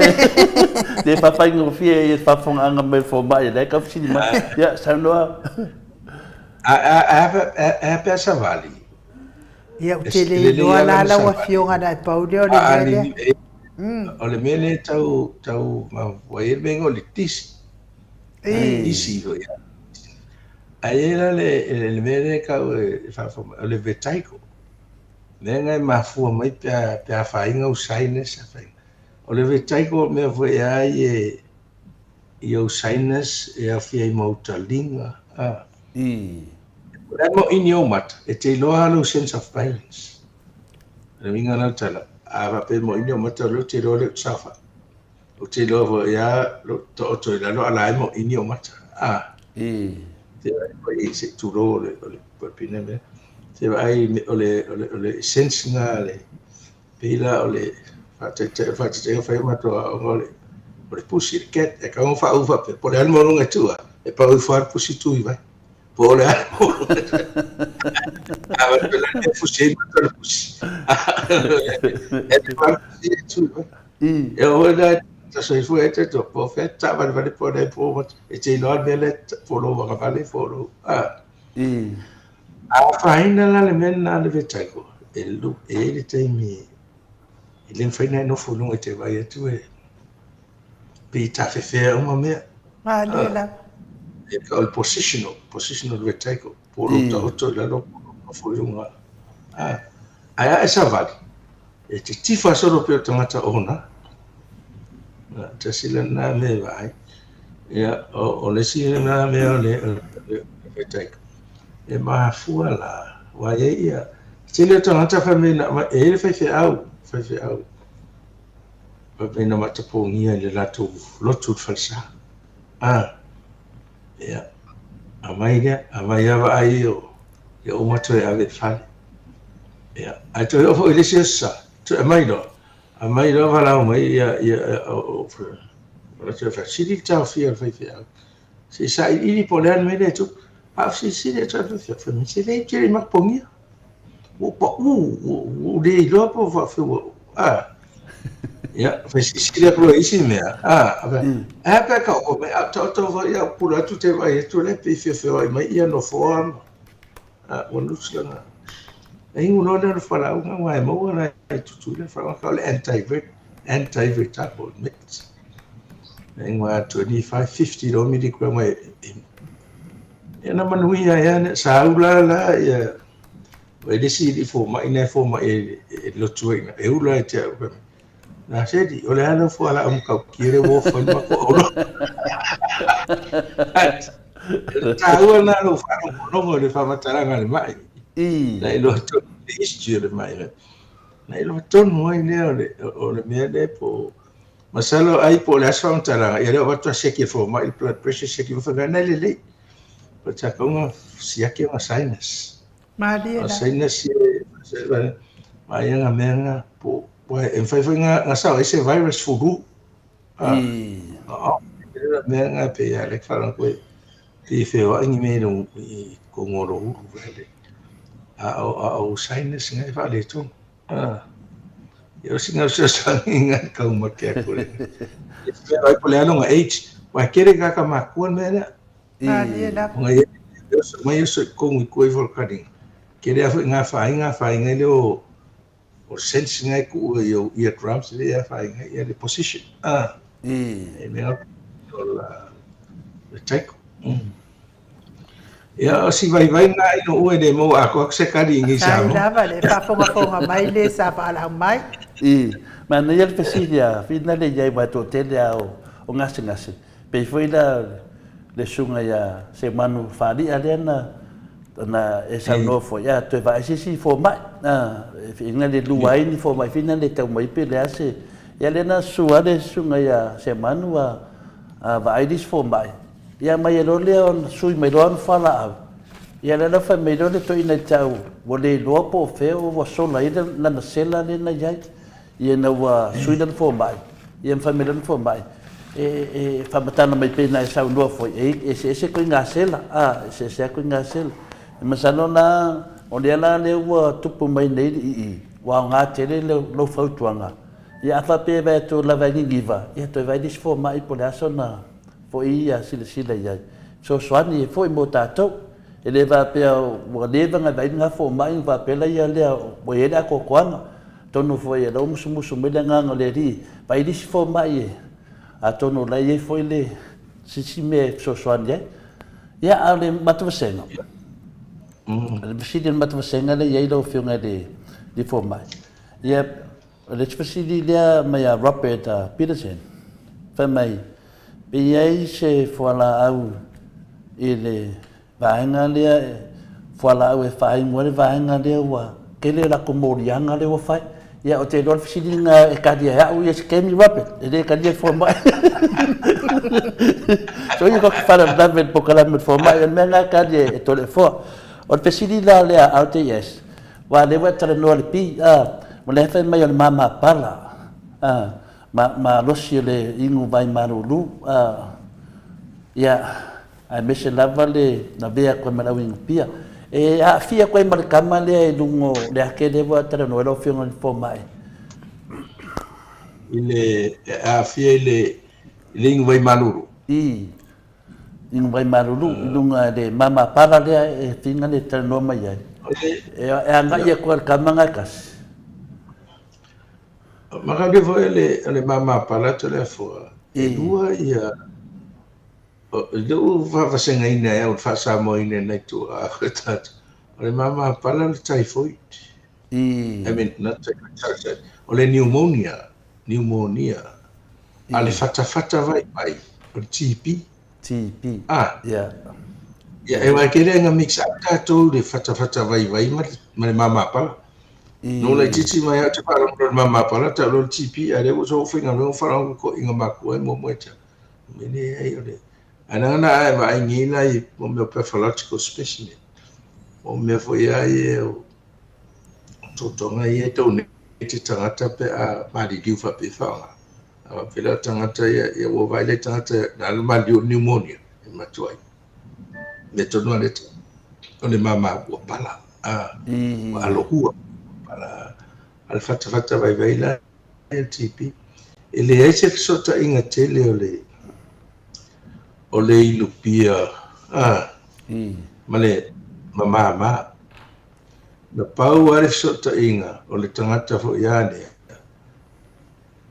ole o nasa mo i lungo foroa i lungo si mane maru pole time manudu e te i foro tale tas adu usu fa inga renga ya so e fo pneumonia te de pneumonia o menare ole o naro atu le mo le la tu ainga e sen me mo e mo lungo foroa ya te i foro mo wa le la longa o na ye maru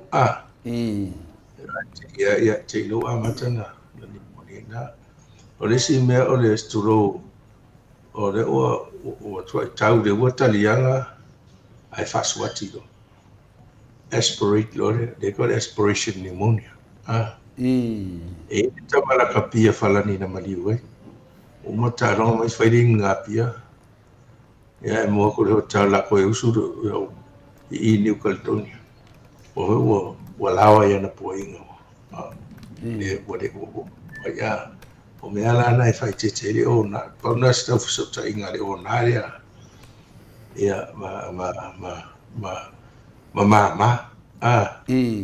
o le wai manuru e tele hata tu ta fi ere ini fa mo tele ile literature ia fa fo ma ini i research men pe fa pe e fe so ta wai stanga ta o le to ini pia maluru e so de mo ya te fo this thing e so e so fo i bring ma fang fa kuranga fo e ke ma fo me ai e tele hata ta pe na ya te do ya it's all about accustoming Latino Vai ana te lo fo yo e le fita wi de maru te le vai mo. Ya sa fa fo ya le tunia o fa ngoi fa fo vai maru ata wi te si ya o fa fa pena. Ora la fo po tu me ho le tisi le ai no sta ta le diva.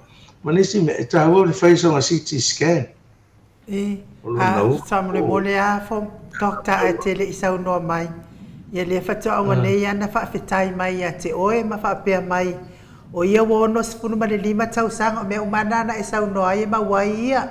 E o lava i savali pe e o ngā e kifa kifa. Ia le alai whawhetai mai ma whapea mai o ia wono sifunu ma le 5 tausanga. Ai sei whamanino mai lau fua la au doctor. Na seri ua lua fo ma i wava ai ele i se suinga. O le atili nga ngingiva o lo ngingiva. Lava ma le whaaloalo whaafetai mo le whaasoa mai. I no polo mo kua le whangi vako inga, porko inga.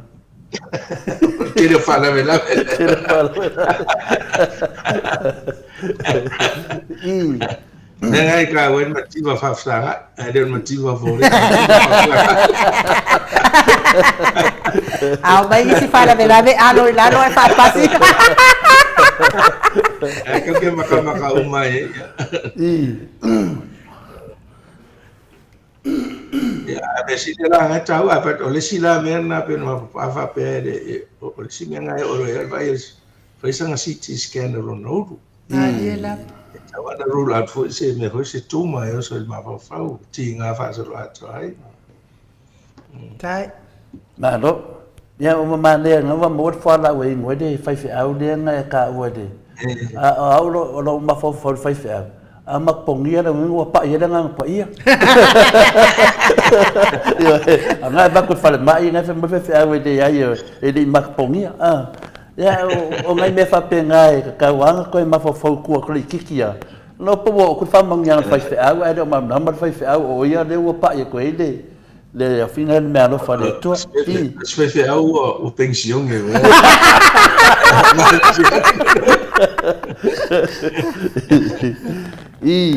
Ia le mo moli me at whaftai a LTS nungan matwasenga whape foi Ellen Barnes ia Tony Mapope Revelation ia lo whapenana whaftai manei mta upon nei tai au le tato whaatatanuanga ai matawasini muni ia lau whionga fumai nana leo tato ta ua le mama pala na e ni me leo ta ui neo le mama pala mo para le mama ia wa ho ila peno fai atu o le mama pala o le pneumonia na pneumonia o le pneumonia o sale siama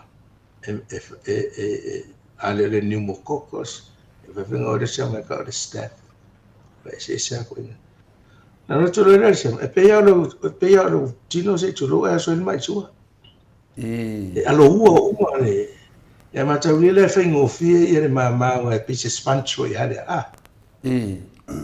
spancho ya el mama la o el mama le tomatau e tolu lo sabe si te va baila ye ai va pe por le right low por la por pito fo ilu e la ahora entonces te va esto pa e un malo no le ua e le ua lo ese ese instrument right ko ai collapse ato esa la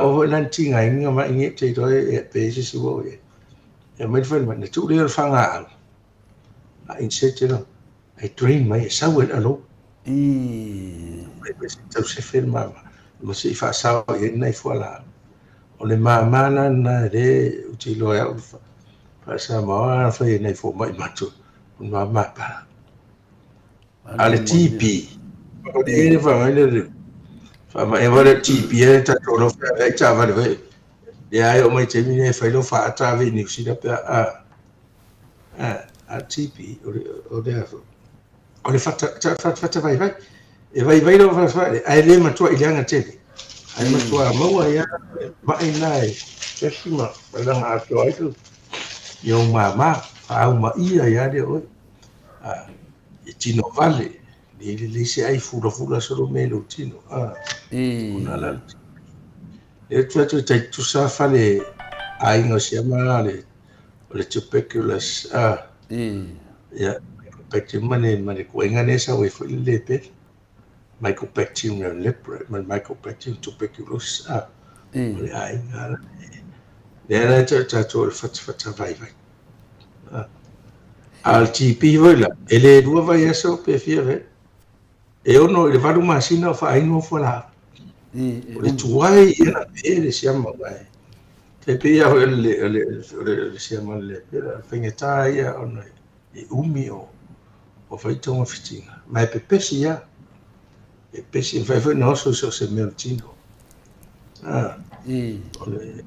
ole matau tia ho na siama e fa ina ya ele tele o tala noa loa i le limo ni ala o fionga le lifo mai o la tala fo i wa le sau noa lau fionga ia na mata le noa ma le ma tasi o patele mosignolo a mosignolo lui patele lui te vanga ia na mata ta noa ma le toina i le sina malanga mai nei au setaria famele le toina o ia e marosi i tele a i le ko inga i fuala au mena e marosi ai te kakalo ya o alawangi mai ya e marosi al fako kua patele makalkaluanga ya wo olo i desi tai au ma fa de seki de ko inga e melo ni ke lo telefo o mi fo luma ngai luma lau fai le lo kuma kakalo ngai luma le kapinga kulo ma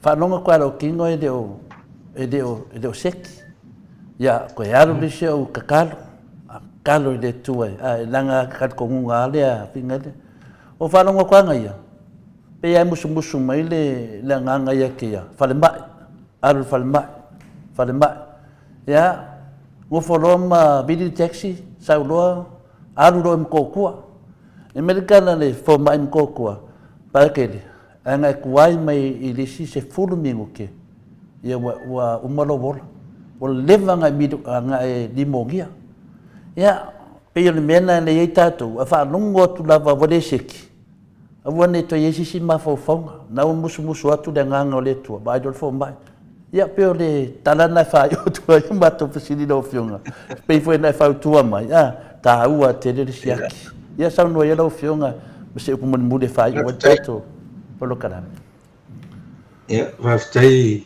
lo fo o le tāua na lau tala le muli no ua taito nonga misi el tātou atu no amai pele o tō whātua tuanga pele o tō whātua tuanga ia i mātou o ne ua amai ei lea loa i lea tua fisoa soane e vai o tō ngase o le mea monia o le to tele to inga fo mai tunu to maria da me o le tangata to fo tangata ia malana fo manu me ai o lo ne tele e tua ia o tal falma to te asenga se pinga ta ne ta nu atu wale wa pe to mo tu o wi ma ai FCC di mali e ta le ta wa mai pe o mamata e to ti to lu ma sina fe ave a iso ia mani tala le taito nunga we le ma saure to ina le fa me o le fola na manui ai te ia le ufatu sa tusa fualo mai i le mai o le sto ina mali po le stina ai ma toa ese a oru e unique al tangata ia malona tino ia ma me tupu ia o le mea fo ila le na ia ona o te iloa era hune te le mea ia i le fie te lo te so. Ona i toa ngao a ta toa whainga ren. maria da I rima whainga o atu loa ia te tau futuna ia. A lo ua vai la. A vai o mātou de o fiosani mai le tu. A wala atu ai ia. I rima whai al tatou o sisi. I le toa fio mai whaola tu mai lona au. E fa marolo ina sto ta sia tia ili si vai nga to lola o ia tanga wa ma ele tu le lo so soni maria da ya tu langa mai ia mai e o ruare a tato vai le tūrea. Pera o mai i o cancer si o le ise i o. E tāua hoi i a sosoani eisi, whatatara noa, a o mea lana e pole, o ni vai whai, o le whina tāua vai nei Samoa, e tau te li lole tos. Te li lopo le anmengo le toxic tos, o mea maso se whalau mani whawhanga. E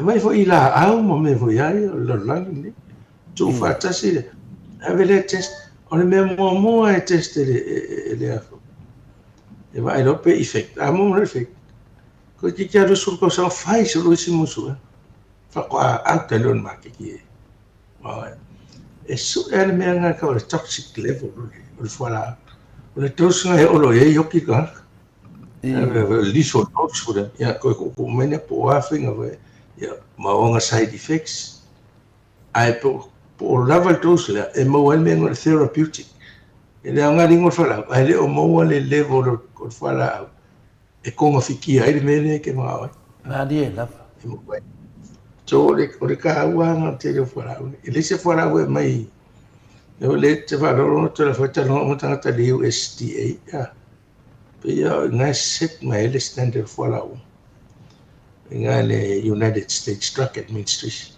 E matuare so o i ni fuala au ni e kwa e nga pasi me lo denga. Fa sa fu mai fo le langi ni. Pero gold standard nga mo me fuala au sa nga. O tata novo. E ora me ka ko fuala si manufacture india o fale fo i fai fuala au pasi el WHO. E ai foi lan mena matou foi sa metso soni e tu i Australia di tupe e fa tasi masina na matou va toni ngos fala se fa no do la ko test la Australia mo ne test po fetau ia fala po sa to no ne mene mana o mier fala au le mene wa ye le me le truck pirating o tanga ya foi fai fala au tu si ngo foi ai na fa tau dia e te fiu i duere se mea o ngai au so fa au fa me veo pirates na so drug pirates o no ko ai me se le fola au vitamins mo me supplements ai alo que se fa le fe lang wai ese le shark oil liver wa o mo me le fa ma khala ya ngai da ya masalore o ngo supa sing o simenga ka masa ola ya wa fa de o kisis na ma nga o ame ko ngwa le mo se ala so ko ve ya company o fa maungi le centro ya company ki kerenga ya met o se la foto va vai le ya me ko supplements ko fala o vitamins o vai ma me ho ngai supplements me se tato ni fenga ringa ma mo ngai vitamins e o te ya na fa ngale dia ali o fa tau so mai fala au vo ngai eu ska ka ki ko si ri fa o como fora uma mai ala pire se como ala pire o le pangonga o wa ke ngai si ya le pangonga ko ki se usa le pangonga se fala au fa o ki si ya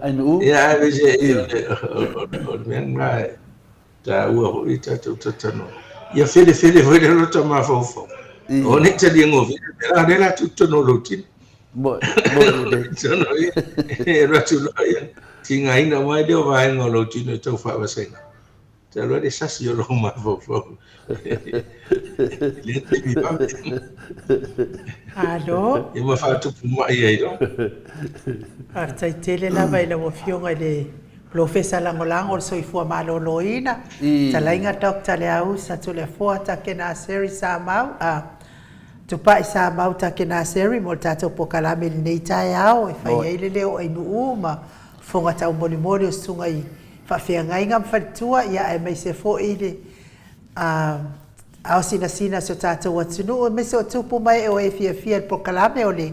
O e malo so i fua malolo ina, ia talitonu fo i wak te lele au ngā nei po kalame nei aso, mo i lātou o e olo ngase pe o le tino. E nei lava ia mātou, ia au se tālia, ia olo lava ia le to a ngai alu e. E siaki fo mai ma wai mwhai o na tui lo toto ma siaki umai o totonga po le lei a toa, ia ai lo a matan fa le tonu ni ia ni vai ngol totonga ia mata lo na fa tino ia e o nanga le na sau no ia ila o sunga le fionga le fo mai nei tai ao ia ile atua o no la fionga le fo mai tai fo to mai malama o fo ina ile atua mo oe ia wale fa nga ina mo tamama tina matua e wi lava fo ina no foi nei atu no ia misia lava tatou ngangana pe ao nei na oi vai fo mai o le mea fai mai fo mai ia pe malama nga lue o le ulu ia e vi ia le atua le fa fonga mai de to telo tamama tina matua ia esele ao nga tatou fo mai Samoa ia walo lava sila fia o ngase o lo a fai nai oe fa manuia tele le atua doctor ma wa pelo so i fua malolo ina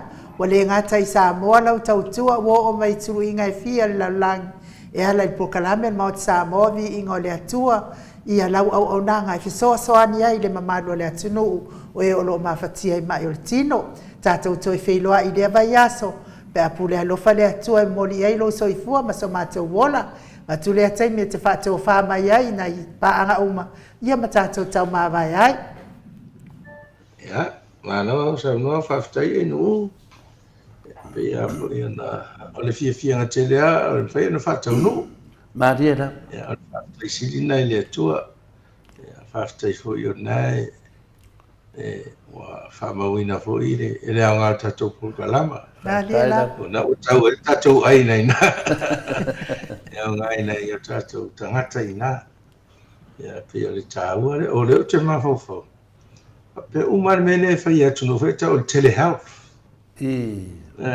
ma to tão foi tino le sa mai so dia tel be se manga tai de ele ia tana mai na camera se lua ma ia e fa solo no mata fa le mai tua ia Australia ia e va tu le mai fa sa fa I du mo le screen fa pene ental no vai le alfo mai le o the main hospital no tana uma le la te retro peria o le tini le fe io le fo ma Ate o sile tu po a fe mene o yenga le fa ko mai ko ro ma kan me la tala ma tu ale mai o e ta mo ne ro ali tu na fo ala au pe na o va pe o mene le wa ga il ta to ko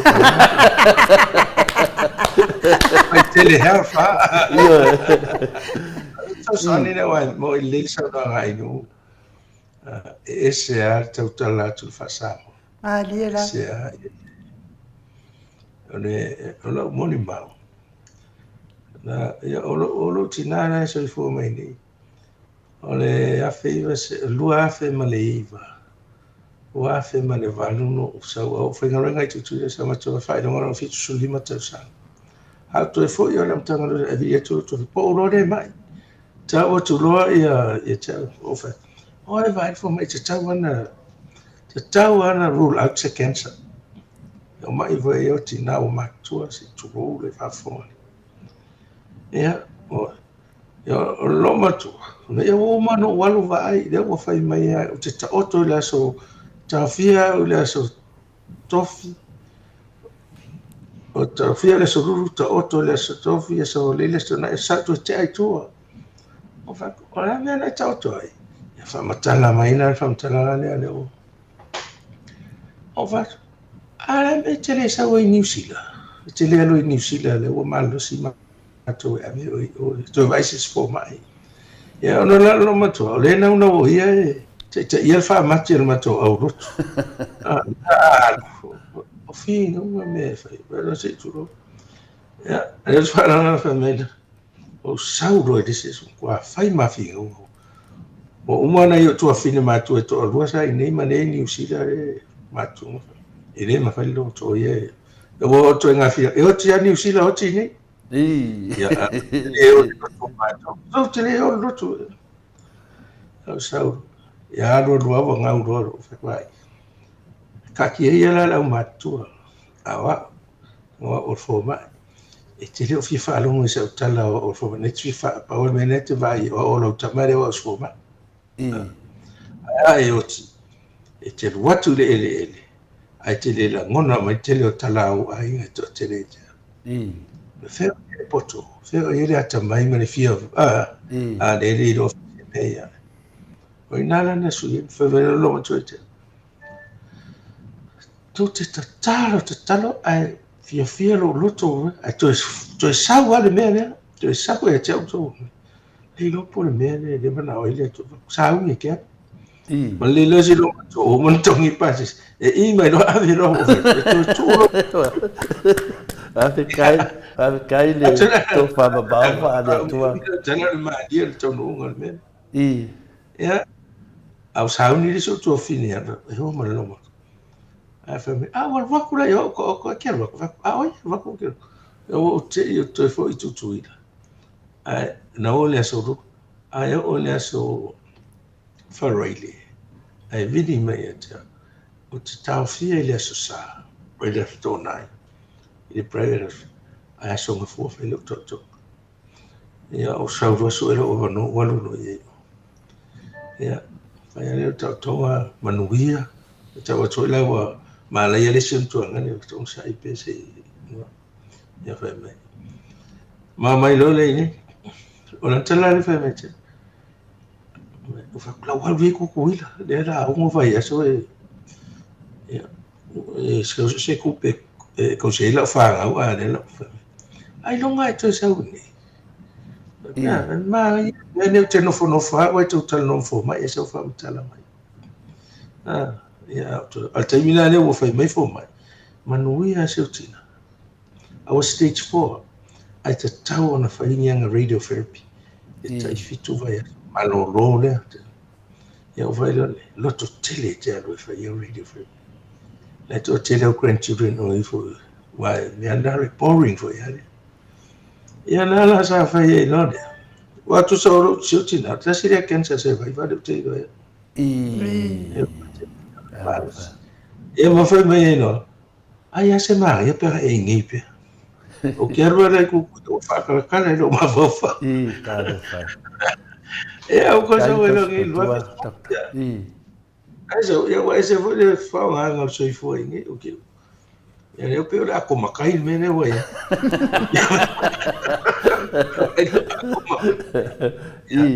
sì o sai di se pure il falma ya ave lo application te mo lo no vai ele mata ya la Afrika ya wa ti e vola lo te fai me ne vabbè ya tu no fa un aina le so fu o reale la uile tu a ese il fiele tu e li fa o le pesta dentro fai e poi koe la wale langi koe le langi ke ni fo ma ye le mo fo ma lo langi ato fai ya se o mala te li tau singa tanga ma tu ni o fa lo ma ko on ko ma ka ki a pe orge me vesi no go fa ni ele ma fo dice me misi mo ile ya le mari e voi na voi na tu ma tu ma lo no sa fa ma lo fo ye lo tau sia ta tina lo fia ngai na tu ya tu te vai go le au ma tu e le fa ngo fi ai o po la fin ngal ye tu te mi sia fo o te lo tau so oriente tana ne ora tu mo ya sa inga te ko ta tu fa na ya un fa so ma tu mo ile ya fa ta ne ya ma no o le talo lava ia umi ma dia da ia fa wa o fia ya nga ia ia fa mai no tato so fuere tu so sei tu o le fa ta le I lo tangata after le telefone te mi ho ele ava no ia te mai tai o no tu ngia fa le ai ia le ana me fa o tato la mai fa ma lu so ma ia e voi se tali e tau tamari e me se fa fonga tātou atu mo ia. E la iti ia, e tala vau a, e teitai atua ia. Dia la. Ia e matua atua ia te utore au matua ia. Taina. Mangalo se whatau waa ma se vai vai. Man mea tele tātou karama ne aso. Ia, o tele tau whaalono atua e mea nei te visi o pia. Ma nei ia nea, e ono le aso nei. Ia na ale mai ia whaatino.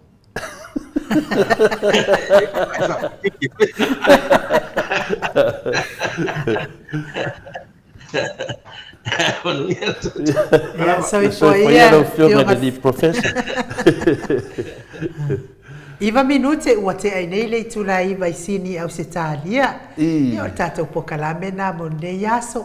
Mo di wha malo ma wha aftai tele mo o tau umalawa o e wha funga mai. Por kalame re li fo mai. Ia wha manulu fo ia te ila tau e le wha leo ina o la tau fisili o na o tātou taimi. Toi tu si mai tau fisili le vai aso pe a pura lofa le atua e o iai. Ia wha soa atu lava fisili e tātou autostusi.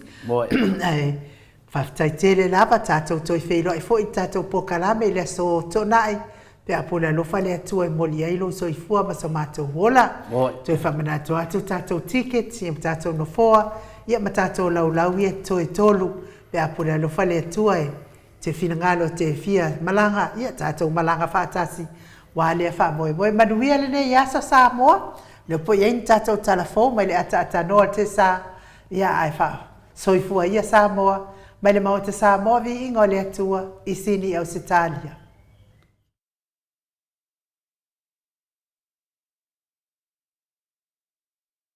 O te whiwhi lawa o te toe whātara whātu i le whaafonga tāpoi mai i le tātou o tunu i le nei fo i tae au fo o le aso tofi o tātou tala nei o tū whātasia i le langolango mai i le sunga i a Miti Edwards ma o nalo i Melepone i au Setalia tio i nu ese masina le i Burton i Christchurch i New Zealand le fionga i a whawhangu le ala misa i Melepone i au Setalia ma Walai Felice Ioane, Maonalo i Honolulu i Hawaii, vai lele ma le pata i Samoa nei.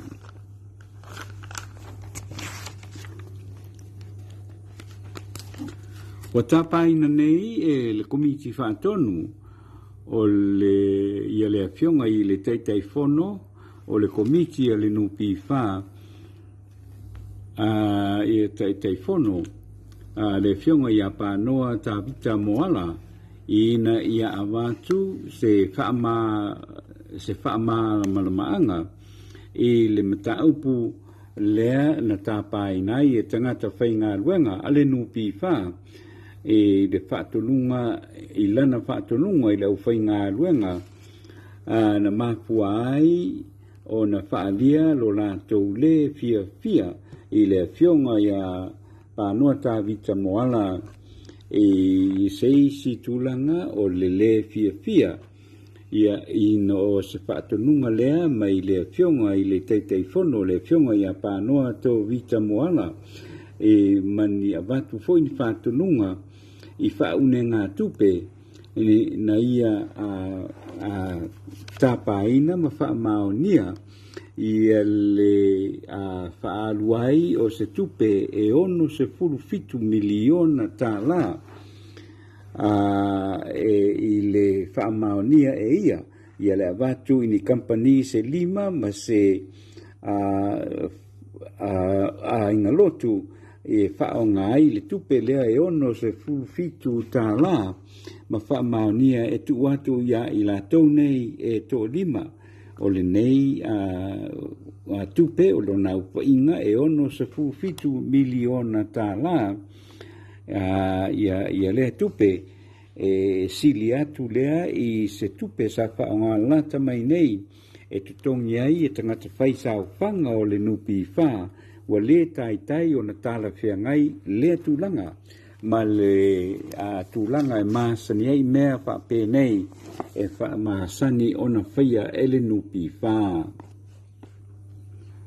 Wa whamania mai e le ofisa o leo i tuana i mato e whaatatau i se mataupu ua na lavea ai e se tamā matua a o te i tua o le ta'avale ale aseli i leo ma ua maua ai se tu ua lea e rea tamā matua sa te i le tua o le ta'avale ma o lea la ua a whainai ia lea tamā matua i le whioanga o puipaa saunoa le sui ko mesina o leo le fionga i Mona Lisa tia i keti o le molia ia le li i leo ma la tu mai se teimi o le vai e sonei ia lona whaasalanga se teimi e whaapena ai o na whafongaina e le whaamasinonga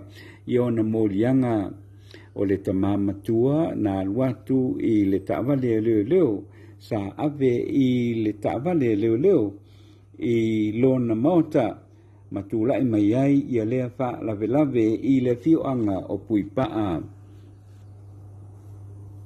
na emolana ina ua atu i se tasio mananga ala sa emo le lana molio lana taavale ai tulai mai ai ia le se wha lave i lea a fioanga ma uro sua ina nei ia lea mata upu.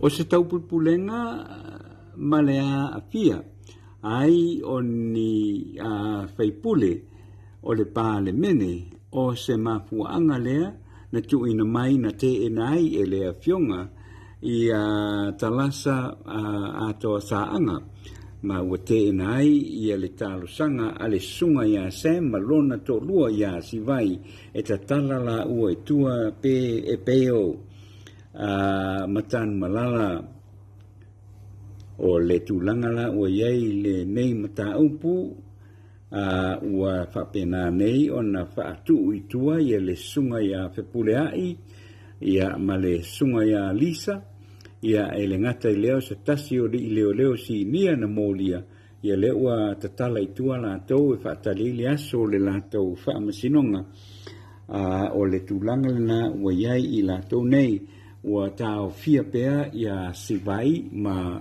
le li o Sam se i o la i le aso i wala uinai le la mata upu i le whaamasinonga. E lua matati a Don o Pelonge na maua ma wasi tia loa na tūlanga.